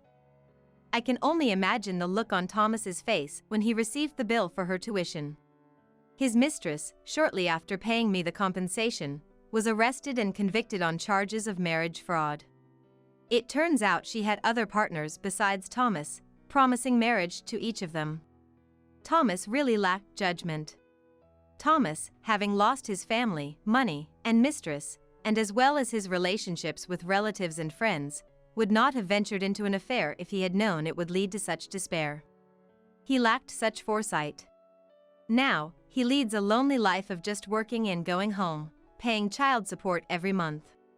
Apparently, his colleagues and neighbors knew about his situation, and he faces their cold stares, living in misery. Never underestimate the power of rural gossip network. Thomas learned this the hard way. Meanwhile, I returned home to support my dad, leading a peaceful life. One day, as my daughter was nearing her college graduation, she brought home a young man who seemed very pleasant. He's my boyfriend. Dad, moved to tears at the prospect of Margaret's marriage, and I finally felt a sense of relief. Months later, as I helped Margaret with her veil on her wedding day, she said to me with tears in her eyes, "Mom, thank you for raising me. I promise I'll live a happy life." Attending my beloved daughter Margaret's wedding filled me with joy. Having parted ways with a terrible husband and seeing Margaret in her wedding dress was more than enough to fill my heart. I decided to cherish every minute and second for the rest of my life. "You deserve this for standing up to me, you worthless wife," Christopher yelled and threw me into the shed. I fell and hit my back against something, groaning in pain. Meanwhile, Christopher shut the door. The shed was engulfed in darkness in an instant. I leaped towards the door and pounded on it fiercely. But it didn't open. It seemed like Christopher did something from the outside. The door felt heavy, and I was overwhelmed by a sense of despair. Was this all my fault? No, I had been aware of Christopher's flamboyant affairs even when we were dating, but I turned a blind eye. Because I loved him. But everyone has their breaking point. Today was mine. When I confronted Christopher about his cheating, he flipped out, leading to this mess. I won't forgive him. No matter what, I will get out of here and make Christopher realize his mistake. But I can't think of a plan. As I'm overwhelmed by my raging emotions, I hear the door open. My name is Mariah. I'm a 44-year-old housewife. I live with my husband Christopher, who is 5 years younger than me. We don't have kids because Christopher didn't want any. I had always dreamt of becoming a mom, but by the time I got married, I was already 35, an age when pregnancy becomes challenging. But now, I think it's probably for the best. Christopher would have too many issues as a dad, and I can't imagine dealing with a child in my current mental state. I met Christopher 12 years ago. I was 32, and he was a youthful 27 years old. We were colleagues, and he often affectionately called me Mariah. I was immediately attracted to Christopher. He was good-looking, cheerful, and friendly. But I couldn't exactly call myself beautiful, and considering our age difference, I didn't think I stood a chance. Then, out of the blue, Christopher confessed his feelings for me. I couldn't believe it, but I was overjoyed and quickly accepted. Our relationship started smoothly. Christopher was understanding about my insecurities regarding my age and appearance. "Don't worry about that," he said. I was happy. The reason Christopher chose me was a mystery, but as long as I believed he loved me, it felt like everything was resolved. But it was a sweet illusion. As our first anniversary approached, Christopher's true nature began to reveal itself. He always used the same excuse, I forgot my wallet, making me pay for all our date expenses. Up until then, we had been splitting the bill, so the sudden financial burden hurt. More than that, Christopher's repeated excuses for not paying made me see him as insincere. Once, I decided to beat him to it, and said, "I forgot my wallet," before he said so. It was right after we met up. Christopher responded immediately. "Why don't you go get it? Your place is close, right?" "Close? I took the train here, you know that's not happening." After a nonchalant nod, Christopher turned his back on me. "Christopher? If you don't have money, we can't go on a date, right? Let's call it a day." With a wave, he disappeared into the crowd. All I could do was to stand there, dumbfounded. I began to feel uneasy about my relationship with Christopher. Could I ever be happy with him? Even with those doubts, I couldn't leave him. I had a relationship with only one guy before Christopher. The first relationship was during my student days, a brief 6-month affair that ended when he found someone else. As for Christopher, he was quite popular with the women at work. He knew it too, smoothly delegating his tasks to them. He hadn't tried that with me yet, but when would his feelings change? I grew increasingly timid. and even more dependent on Christopher. His smile, his sweet words. I convinced myself they were privileges only for me. But Christopher never understood my desperate clinging. One day at work, I overheard him talking to another male colleague. "I'm with Mariah, but she's the best option for now. She's older, but she pays for our dates, even gets me watches sometimes. If I were to marry, Mariah seems like a good choice. The other two spend too much, no way." Christopher was seeing 2 other women besides me. I secretly hired a detective to investigate him. I wanted to prove what I heard was a mistake. But the reality was harsh. One of Christopher's girlfriends was a colleague. Another worked for a client company. After much contemplation, I chose to overlook Christopher's promiscuity. He had chosen me as his partner for marriage. Perhaps it was because I catered to Christopher, never complaining about his whims. I believed that once we were married, his bad habits would disappear. But after the wedding, he started staying out blatantly. Upon investigation, it was always with women in their early to mid-30s. Christopher was irresistibly drawn to the financial security these women provide and the inferiority these women felt towards him, leading them to devote themselves completely. Christopher had a girlfriend named Carol. When she realized she'd been deceived, she came to apologize to me first. "I'm so sorry. Christopher told me he was single." "It's okay, we're both victims here," I said calmly. Carol was 35. The age I was when I got married. She had been with Christopher for 2 years. For a woman, that's precious time spent on Christopher. It was even sadder knowing she had seriously considered marrying him. Carol promised to break it off with Christopher. I promised to support her if anything happened. That day, Christopher seemed restless. He had a 2-night, 3-day company trip to Los Angeles starting tomorrow. After he finished packing, Christopher tried to hurry back to his room.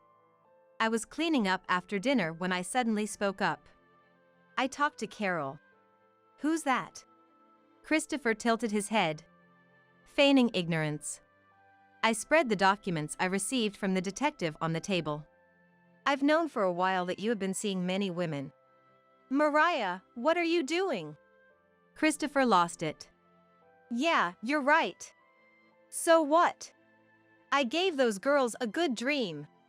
I deserve something in return." Carol was hurt. I mustn't let myself get angry alongside him. I remained calm and said, "She believed you would marry her." "So, what? You gonna divorce me, Mariah? Then maybe I'd consider."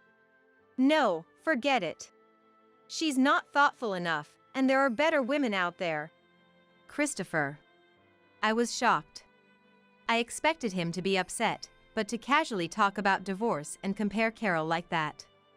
"Anyway, Mariah, you know what happens when you cross me, right?" I was confused. Christopher was the one in the wrong. Yet, he acted as if I had broken some rules. He forcefully grabbed my arm, making me stand up, and led me outside. There it was, the shed. He stopped in front of it, flung open the door, and threw me inside. "You deserve this for standing up to me, you worthless wife." I fell and hit my back against something, groaning in pain. "Christopher, you can't be serious." By the time I turned around, Christopher had already shut the door. I rushed to the door in shock, but it wouldn't open. Christopher must have done something from the outside. "Reflect on this. I'm going out." "Wait, Christopher. Please wait." Being locked up here, I couldn't care less about reflection. I would get thirsty and hungry. If I can't get out of here, I'll wither away. And with Christopher leaving for a company trip tomorrow, what will become of me after 3 days of being left here? I had hoped he might let me out soon. But his footsteps faded away, and the yard fell silent. The shed had no windows. With the door shut, the inside was pitch black. A sense of vulnerability crept up from my feet. Had I really done something so terrible? I knew Christopher could be cold-hearted, but I had never imagined it would go this far. Maybe he doesn't care what happens to me. Perhaps he'll actually leave me locked up here while he's on his trip. Then, it happened. Mariah. A soft voice called out. I was startled. The door had opened. There stood Carol, Christopher's ex-girlfriend. She had come to see me. She rang the doorbell but got no response, and noticing noise from the yard, she came to check. I saw Christopher locking you in here. It's terrible. It's okay. I chose to be with him, knowing what kind of man he is. This is on me, I said, as if convincing myself. But I'm grateful. I'm glad you were here. I dated Christopher too, indirectly taking you for granted. That's not true. I slowly shook my head. You didn't know anything. You truly liked Christopher. That's all, right? Just like me. Mariah. Carol looked like she was about to cry, quickly wiping her tears with the back of her hand. I told her, Carol, I need your help. Will you stand up to Christopher with me? Carol looked at me in surprise.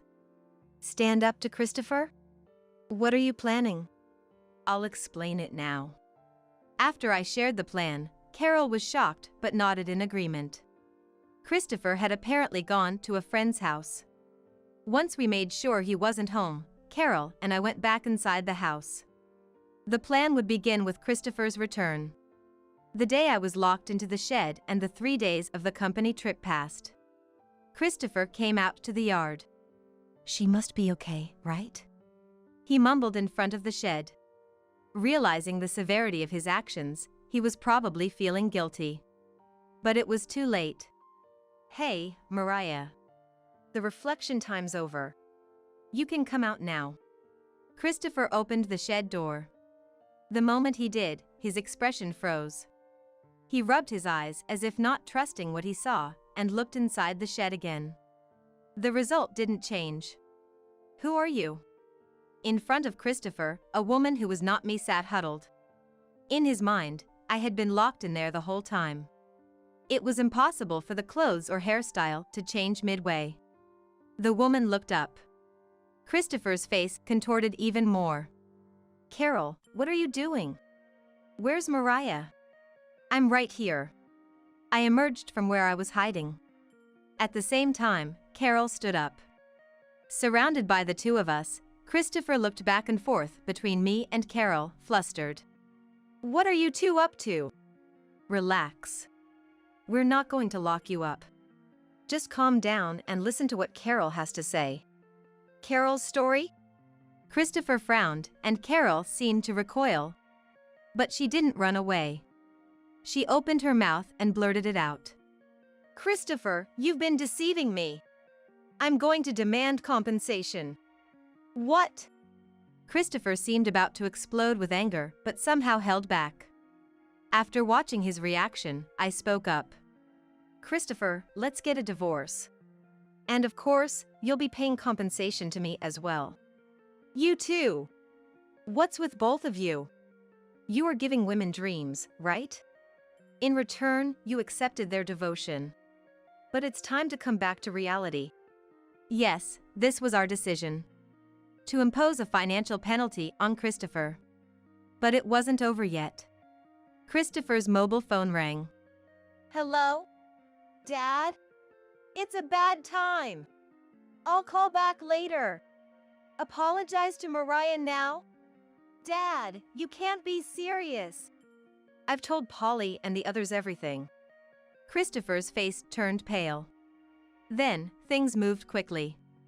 Raphael, Polly, rushed over from his family home and fiercely reprimanded his son. I had copied all the documents I received from the detective and sent them to Polly. I've heard it all from Mariah. What kind of person are you? This is the end of our relationship with you. No, Dad. Christopher looked at Polly with tears in his eyes.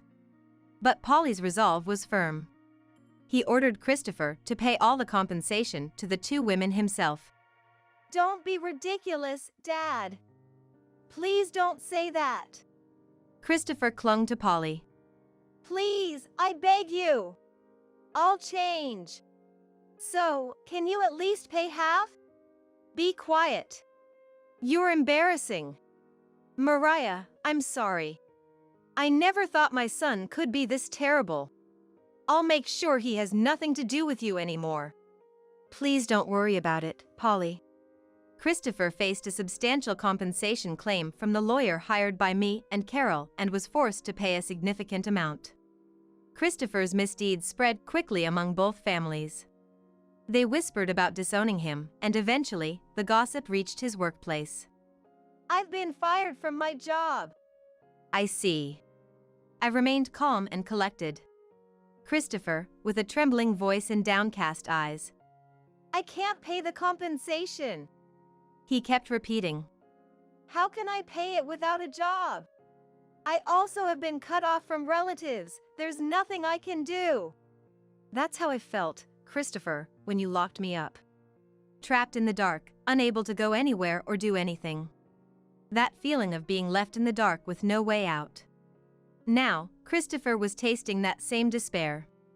There was another fact Christopher didn't know. Carol was pregnant. I was shocked, but even more, I was happy for her. Congratulations! I know it'll be tough as a single mom, but you can do it. Thank you. I'll try my best to be a good mom. We didn't want Christopher's sins to burden the child. We wished for the child to grow up strong and straightforward, like Carol. I also thought if I hadn't given up on having a child with Christopher, maybe I'd have had another family member. I asked Carol, "Please let me meet the child when they are born," and saw her off. A child. I intensely wished for one too. Eventually, I decided to adopt once my life was stable. Christopher was gone, so I stayed in the house, and there were part-time jobs available at the nearby grocery store or supermarket. All right, time to gear up. Life felt more vibrant with a purpose. I made friends at work, and the joy of mutual support was new to me, as Christopher had never helped me. Then, here came the long-awaited adoption.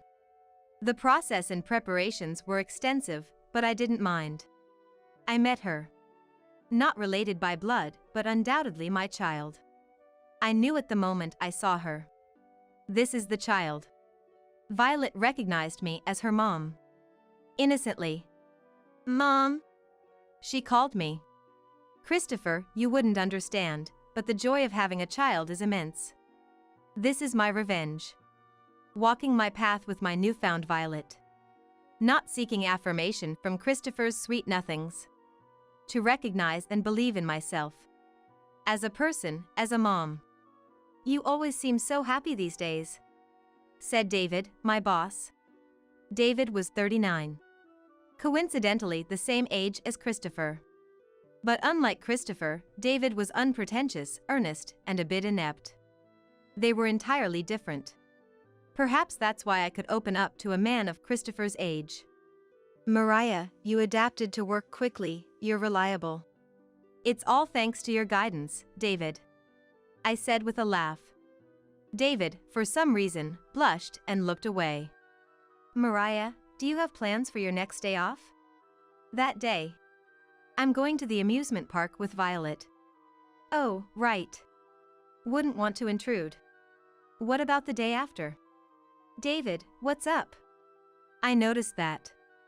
David's gaze towards me was gentle. It seemed unsettled at some point, as if hiding another emotion. Now I understand. It was probably similar to the feelings I once had for Christopher. David took a deep breath and blurted out, Mariah, would you go out with me? And so, David became my partner. At first, Violet was wary, but she warmed up to him after a few meetings. One day, while enjoying afternoon tea with Violet at home, the doorbell rang. Violet cheerfully replied, "Coming," and ran to the door. Then returned with a pleased look. "It's someone you know, Mom." "Who?" A tall man." Her words alarmed me. There was only one person that came to mind. I told Violet firmly, "Don't come out." "A dangerous person?" "Okay." Violet sensed my tension and looked worriedly at me. It's okay. Mom won't lose. I patted Violet's head and went to the door. As expected, it was him. "Who's that kid?" His first words weren't even a greeting. Apparently, it was Christopher. "What do you want?" I asked. "I need money, Mariah." You can see, right? Indeed, Christopher looked terrible. He hadn't found a steady job since moving from one acquaintance's house to another. Eventually, he had nowhere to stay and ended up on the streets. "I don't have money to lend you." Hey, Mariah. You've gotten pretty arrogant. Think you've beaten me? Life isn't about winning or losing. But Christopher wouldn't understand that. No pity. Just disgust. Christopher took a step closer. "Mariah, please. This is the last time. I won't show my face again. I'll go to another state and start over. I just need the money for that." I sighed. His promise to disappear was welcome. But should I help this man? "Mom?"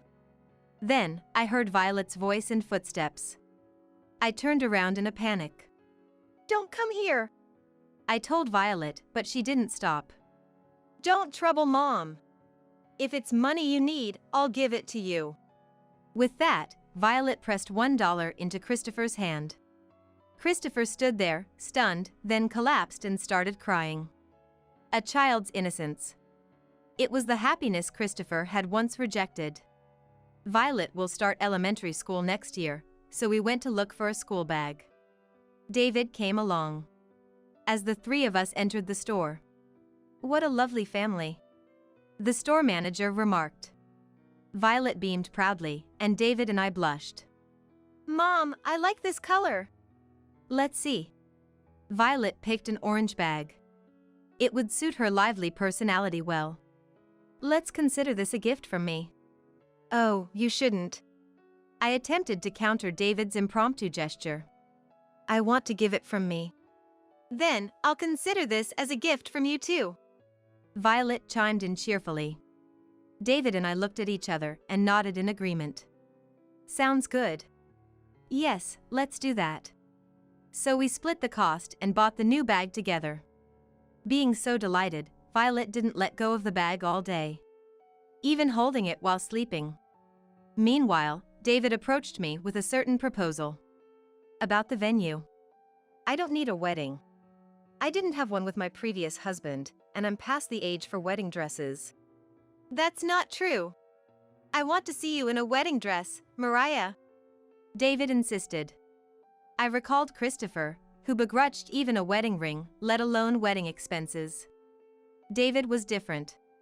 He proposed with a ring. Now, we're saving for the wedding. "You want to see Mom in a dress, right?" "Yes." David had skillfully brought Violet to his side. I could only surrender with a smile. In preparation for the wedding, I embarked on a diet. All the effort paid off when I could wear the dress of my dreams, a moment of immense joy. I couldn't thank David enough for suggesting the wedding. During the ceremony, an emotional David started crying, causing a stir among friends and colleagues. I spent most of the time calming him down, but the ceremony was memorable and fantastic. Afterward, I sold the house I lived in with Christopher. It held memories, but they were all tainted with Christopher's lies. David's apartment was small, but it felt right for our fresh start. The wedding photo took center stage in our new home. David and I smiled awkwardly at the camera. Violet started elementary school. Her bright personality helped her fit in right away. She'd come home and share stories about her friends from school. "I came first in the race." "That's amazing. Just like David and me." Violet blushed, and so did David. I'm profoundly grateful for meeting these two and becoming a family. My past life revolved around pleasing and depending on Christopher. It was my life, yet it felt like it was lived for Christopher. Now, I'm walking a life for myself. Not just for me, but for David and Violet too. Our future shines brightly. Living with a sick person? That's too depressing, no way. Just leave that dying Emil alone. Matthew threw those cold words at me when I expressed my desire to live with my mom, who was in the last stage of breast cancer. I wonder if she couldn't eat good food because she was poor. That's so sad. My Emil, who always disliked my mom, seemed almost pleased upon hearing about my mom's illness. I was shocked. Don't they have a heart? Years later, Emil was diagnosed with a terminal cancer as well. Matthew decided we should live with Emil without asking me, so to get back at him, I chose to leave the house. My name is Alicia, I'm 32. I married Matthew, a former colleague from work, 5 years ago. I wanted to keep working, but Matthew wanted me to focus on housekeeping, so I reluctantly became a housewife. We lived just the two of us, but Emil Samantha, who lived nearby, often came over. Samantha, who was born and raised in a wealthy family, had a different set of values, but we got along reasonably well. The only concern was the bad relationship between my mom, Natalie, and Samantha. My mom grew up in a fatherless household and was forced to live in poverty. Maybe that's why she took good care of things and didn't indulge in luxuries. However, Samantha was extravagant and bragged about being wealthy more than necessary. The pre-wedding family meeting took place in a hotel near the in-laws' house. The meal went smoothly, but when I went to the restroom, I found Samantha and Mom arguing. "Where did you buy those clothes? They look so poor." Well, I hate the idea of being related to someone who dresses so strangely. Why is Matthew marrying someone from such a weird family? It's not about appearance. Judging people by such things isn't right. Mom wasn't fazed and countered firmly, which seemed to annoy Samantha, who glared at her fiercely. They met again at the wedding but didn't talk at all, and Mom and Samantha haven't met since. Samantha, who lived alone, a 10-minute walk away, was living off the inheritance from her husband, who was a doctor. Perhaps because she had time on her hands living alone, she often visited our house. Before Matthew went to work, he told me to keep the next Sunday free. Why? I was planning to visit Mom on Sunday. Mom's coming over to visit. Can't you handle it alone? If you're my wife, you should at least offer Mom some coffee. But I want to visit my mom sometimes too. We can do that some other time. It's not too far to my parents' home. Just about a 15-minute drive. But because Samantha came over almost every week, I hadn't seen my mom for nearly 3 months. We kept in touch by phone and text, but I missed seeing her in person from time to time. Since Dad passed away, Mom had been working part-time and could only really relax on Sundays. But with Samantha visiting almost every week, it had been hard to find the time to go home. I was just thinking that this week, I should visit my parents' home and talk to Mom. That's when I got a call from an unknown number on my mobile phone. It's XX Hospital. Your mom collapsed at work and was brought here. I panicked at the sudden news. I rushed out of the house and headed to the hospital, where I found my mom lying down. The doctor invited me into the examination room to talk. Your mom has breast cancer. Breast cancer? Can it be cured? Unfortunately, the cancer has spread. It's unlikely to be completely cured. How sad. I couldn't help but tear up at the doctor's words. I never imagined my mom could have cancer. I still haven't been able to repay her for everything. What am I going to do now? I was filled with anxiety. The treatment will be tough and the chances of a complete recovery are slim. We recommend palliative care to make her as comfortable as possible. The doctor's kind words helped me regain some composure, and I returned to the ward. Mom looked much thinner than the last time I saw her. I couldn't help but think that if I had visited Mom sooner, I might have noticed earlier. But it's too late for regrets. I told Mom I wanted to live with her and take care of her at home. She smiled happily at my decision. So, I decided to discuss it with Matthew as soon as I got home. By the time I finished all the hospital procedures, it was already evening. When I got home, Samantha and Matthew were there. Matthew had asked Samantha to prepare dinner because he knew I'd be home late. How's Natalie? She has breast cancer. It seems pretty bad, and the treatment doesn't look promising. I told Matthew, fighting back tears. Matthew looked as sad as if it was about his own family and comforted me by stroking my back. Grateful for Matthew's kindness, I told him I wanted to live with my mom. But his response was unexpected. That's a problem. It's depressing to come home to a bedridden sick person. Living with MIL and having to be considerate all the time? Absolutely not. But my time with mom is running short. It's only right to spend it together. I disagree. Can you really take care of Natalie and handle all the housework? Exactly. We need the housework done properly, and you don't even know anything about caregiving. I won't neglect the housework, and I'll learn about caregiving. It's not like she's bedridden right away. Just leave dying Natalie alone. It's such a hassle. Right. It's really silly how desperate you are. They laughed. I could only stare at them in disbelief. Are these people even humans? How can they suggest leaving mom alone when she is about to pass away? Maybe she couldn't afford nutritious food because she was poor. But at least it's not a contagious disease, Samantha said with a laugh. I glared at her, burning with anger. Then, Samantha looked at me and smirked. What's with that look? If you don't like it, just leave. Not sure if Natalie, a part-time worker with a meager salary, and you, a housewife with no income, can survive even a week, though. That's right. I'm supporting you. You should listen to me. I couldn't respond. Matthew paid for all our living expenses. My savings were only from before we got married. There was no way the two of us could live on that. So, I decided to visit my parents' home during the day and take care of mom.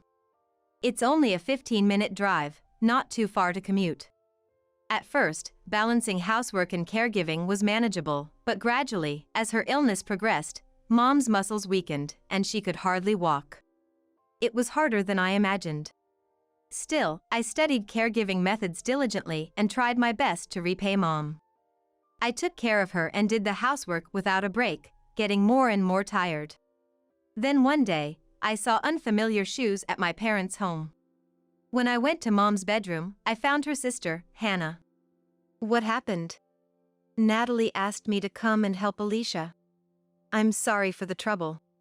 I'd be okay with staying at a facility, but I thought Alicia might not want that. Indeed, I wanted her to spend as much time as possible at home. Understanding that, mom had asked Hannah for help. I'm sorry. It's okay. I want to help too. From that day, Hannah started coming to the house every other day to help. Having Hannah's help made things much easier. I had more time to rest and felt a little more at ease, but cruelly, the disease kept ravaging mom's body. She caught a severe cold, developed pneumonia, and was admitted to the hospital. A week after her admission, I got a call from the hospital saying mom was critical. When I arrived at the hospital, it was just when mom's heart stopped. As the beeping of the machines echoed, I broke down. The tears didn't stop at the farewell too soon with mom. I was so emotionally shattered that I could hardly manage my daily life. If it weren't for Hannah, I don't think I could have handled the funeral preparations or the inheritance procedures. Matthew and Samantha didn't offer help until the end, nor did they seem to care. Honestly, I was thinking of divorcing Matthew. But my lack of financial independence was a barrier. So, I started working in caregiving. I thought about saving up quickly to get a divorce, but then something happened that made it impossible. I was pregnant. It was a long-awaited child, and both Matthew and Samantha were overjoyed. For me too, it was a much-desired child. Though it was nice to see Matthew and Samantha happy about it. Being pregnant meant I couldn't continue working. A few months later, my son Sean was born safely. Seeing newborn Sean made me feel I had to protect him no matter what. With few childcare centers accepting infants, and the demands of childcare and housework, I reluctantly resigned from my job. I lost my chance to divorce, and about 5 years passed. I started working in caregiving again when Sean began attending preschool. I worked only while Sean was at preschool, juggling housework and childcare at home. One day, Matthew came home early on his day off with a somber look. It was much earlier than his usual return time. Usually, he'd spend his days off golfing with friends or going to the movies, not returning until the evening. But today, it was only 3 p.m. Dad, you're home early. Sean greeted him happily, but Matthew didn't respond. We need to have a serious talk, so Sean, please go to your room. After taking Sean to his room, I sat down on the sofa. What's wrong? You look upset. Actually, I got a call from Mom. She has a cancer. What? The same breast cancer as Natalie. And there's no treatment for Mom either. I see. Thinking of Mom, my heart ached. The shock of her passing still hadn't healed, and my heart was still wounded. But my time to grieve was short. Mom said she wants to spend time with us. So, we're going to live together. What? She's planning to move in the week after next. Wait. What's wrong? Matthew, you're so against me living with my mom. That was years ago, and that was Alicia's mom. This time it's my mom. It's different. How is it different? I'm absolutely against it. What are you talking about? Can't you, as a wife, take care of your MIL? You married me. It's only natural to treat my mom the same as your mom. Matthew countered with an argument that made no sense. I'm sorry, but I won't be taking care of Samantha. Given how you've spent your days off playing around, never bothering with childcare or housework, you're probably just going to dump the caregiving on me, aren't you? That's not true. But Alicia, you work in caregiving, right? So it makes sense for you to do it. What are you talking about? I'm not going to take care of Samantha without getting paid. How heartless can you be? Look, living together is already decided. I'm renting an electric bed, so make space for it. With that, Matthew left the house. I was left reeling by Matthew's selfishness. I hadn't forgotten the hurtful things Samantha and Matthew said to me when I wanted to live with my mom. I didn't want to take on the burden of caregiving for such unkind people. I was determined to divorce. After that, Matthew was often late coming home, claiming he was busy with hospital visits and arrangements. He often returned after Sean and I had gone to bed. In Matthew's absence, I began preparing for divorce. The one who helped me with the divorce preparations was Hannah. Hannah had been through a divorce herself, so I consulted her about what should be done. She not only shared her own experiences, but also provided useful information I hadn't even thought of. However, one of my biggest concerns was finding a new home. Even renting an apartment was difficult because I couldn't afford places with high rent. I struggled to find a place that was affordable, suitable for Sean and me, and not too far from my workplace. That's when Hannah offered help. If you're struggling with rent, I can introduce you to a good property. A friend of mine owns an apartment, and I believe one room is vacant. She's willing to rent it cheaply to have it occupied, and it's not too far from your workplace. Grateful for Hannah's offer, I immediately asked her to introduce me to the property. It was conveniently located, not far from Sean's preschool and my workplace, so I signed the contract right away. But there was another thing that worried me. It was about Sean. I felt it was unfair to suddenly drag him into the situation and separate him from his dad. I was considering giving up on the divorce if Sean was against it. However, Sean spoke to me with kind words. Mom, are you okay? Are you in pain? No, I'm not in pain. Just thinking. Would you be sad if you couldn't live with Dad anymore? I'd be a little sad, but I hate seeing you sad more. I was taken aback by Sean's words and looked into his eyes. Sean continued with a slightly sad face. Because Mom, you look a little sad when you're with Dad. I prefer it when you smile. I had heard that children are very observant, but I was surprised to see how much Sean noticed about me.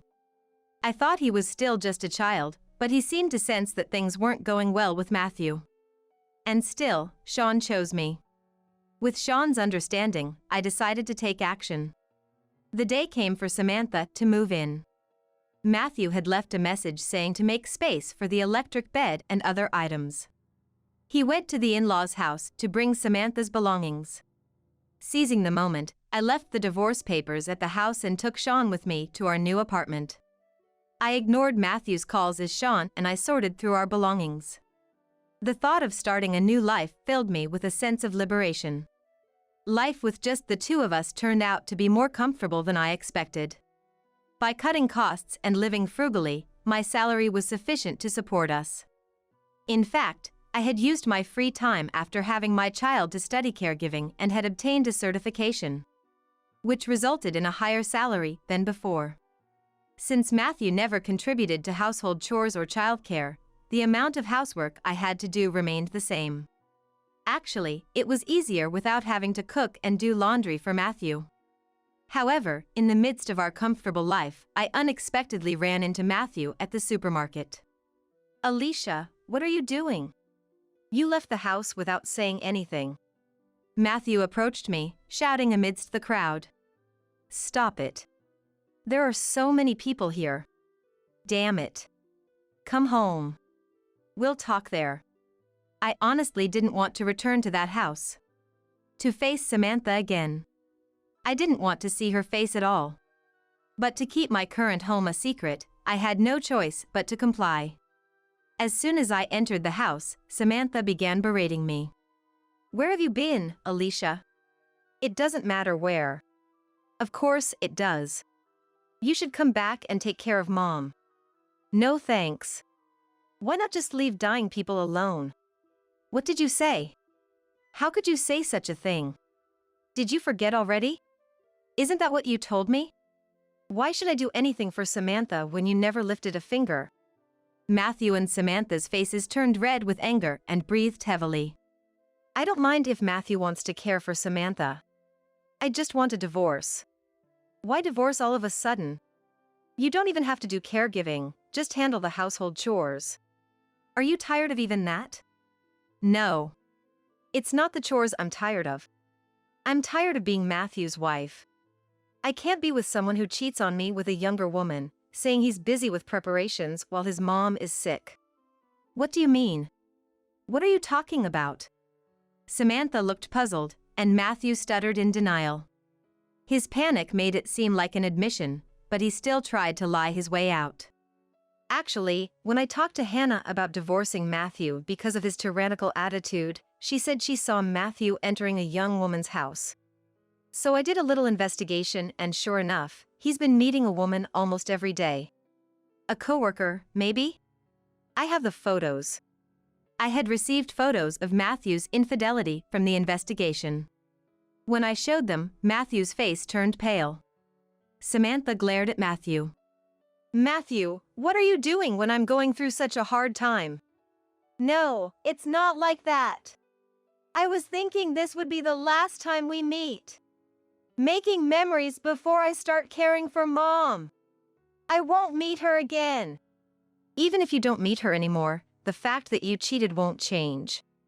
If you refuse to divorce, I'm not afraid to go to the court, but you won't stand a chance of winning. So, please sign the divorce papers quickly. And from now on, any discussions about the divorce should go through my lawyer." Matthew looked frustrated and then, as if he had an idea, he smirked maliciously. "You're working in caregiving now, right?" "Yes." "I bet you're not earning much. With your salary, you must be living a poor life in a cheap apartment." He probably thought he could intimidate me by highlighting my lack of financial resources. But I was no longer the person I used to be. "Thankfully, I got a good deal on a cheap apartment and am living a slightly better life. Of course, I need to be frugal, but I'm not struggling so much that Sean has to go without. I won't be controlled by you forever." "Controlled?" "Yes." "You wanted to keep me from earning money by dumping all the housework on me, making me think I couldn't live without you." "But I can live without you." When I spoke my mind, Matthew's face twisted in frustration. "Fine, I'll divorce you." But don't come crying when you run out of money. Life will only get tougher when Sean starts advancing in school. Just wait, you'll suffer. Matthew signed the divorce papers on the spot. I took them and stood up. Thank you. Now we're strangers. Good luck with Samantha's care. Oh, and about the compensation from the divorce trial, my lawyer will handle it. With those words, I left the house. It was half a year later. Not at the supermarket where I had previously met Matthew, but at a different one. I saw Matthew standing at the entrance. And when he saw me, he hurriedly approached. I'm glad to find you. If you live around here, I thought you'd come here for sure. What do you want? We're strangers now, so don't talk to me. Wait. I was wrong. I'm sorry. Please come back. It seemed Matthew didn't know my apartment or workplace and had been waiting for me at local supermarkets, hoping to run into me. And then, Matthew fervently apologized. What now? I was wrong. Mom can't even go to the toilet by herself anymore, and I can't manage caregiving after work. It's too much. I'm exhausted, making mistakes at work. I can't handle it all on my own. Matthew was likely struggling with housekeeping. He was wearing a dirty shirt. And his hair was unkempt and unbearable to look at. So you realized how hard caregiving is. I really felt it.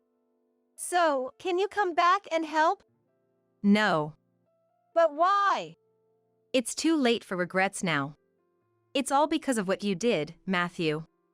Don't come near me again. If you follow me, I'll report it to the police. Alicia, don't say that. Please. Make sure you pay the child support and compensation from the divorce trial. Matthew was in tears. The same Matthew who always looked down on me. His pathetic state was just astonishing. The heartless words about my mom, the selfish behavior of constantly playing around without caring for the family, and to top it off, the betrayal of cheating, this was the result. There was no other way to put it but as a consequence of his own actions. Afterward, Matthew apparently pressured his affair partner into marriage, but was, of course, rejected. It seemed she reported him to their superiors, leading to a sexual harassment case, and he was transferred to another department. This news came from former colleagues at the company where we both worked before getting married. Having several acquaintances there, I naturally received updates. Balancing caregiving and work became too much for him, his performance dropped, and with the transfer, his salary significantly decreased. With the reduced income and obligations to pay the child support and compensation from the divorce, he's apparently in a situation where he can't afford a helper or caregiving services. He's desperately trying to provide care, but he's at his limit both mentally and physically, unable to focus at work, making frequent mistakes, and spiraling down. A former colleague mentioned that if the mistakes continue, he might even be fired. It's unfortunate, but it's no longer my concern. I'm living a peaceful life in the apartment Hannah introduced to me. Balancing housework and my job is challenging, but with Sean and Hannah's support, we're managing. It's a pity I couldn't show Sean to Mom, but I like to think she's watching over us as I do my best for Sean's sake.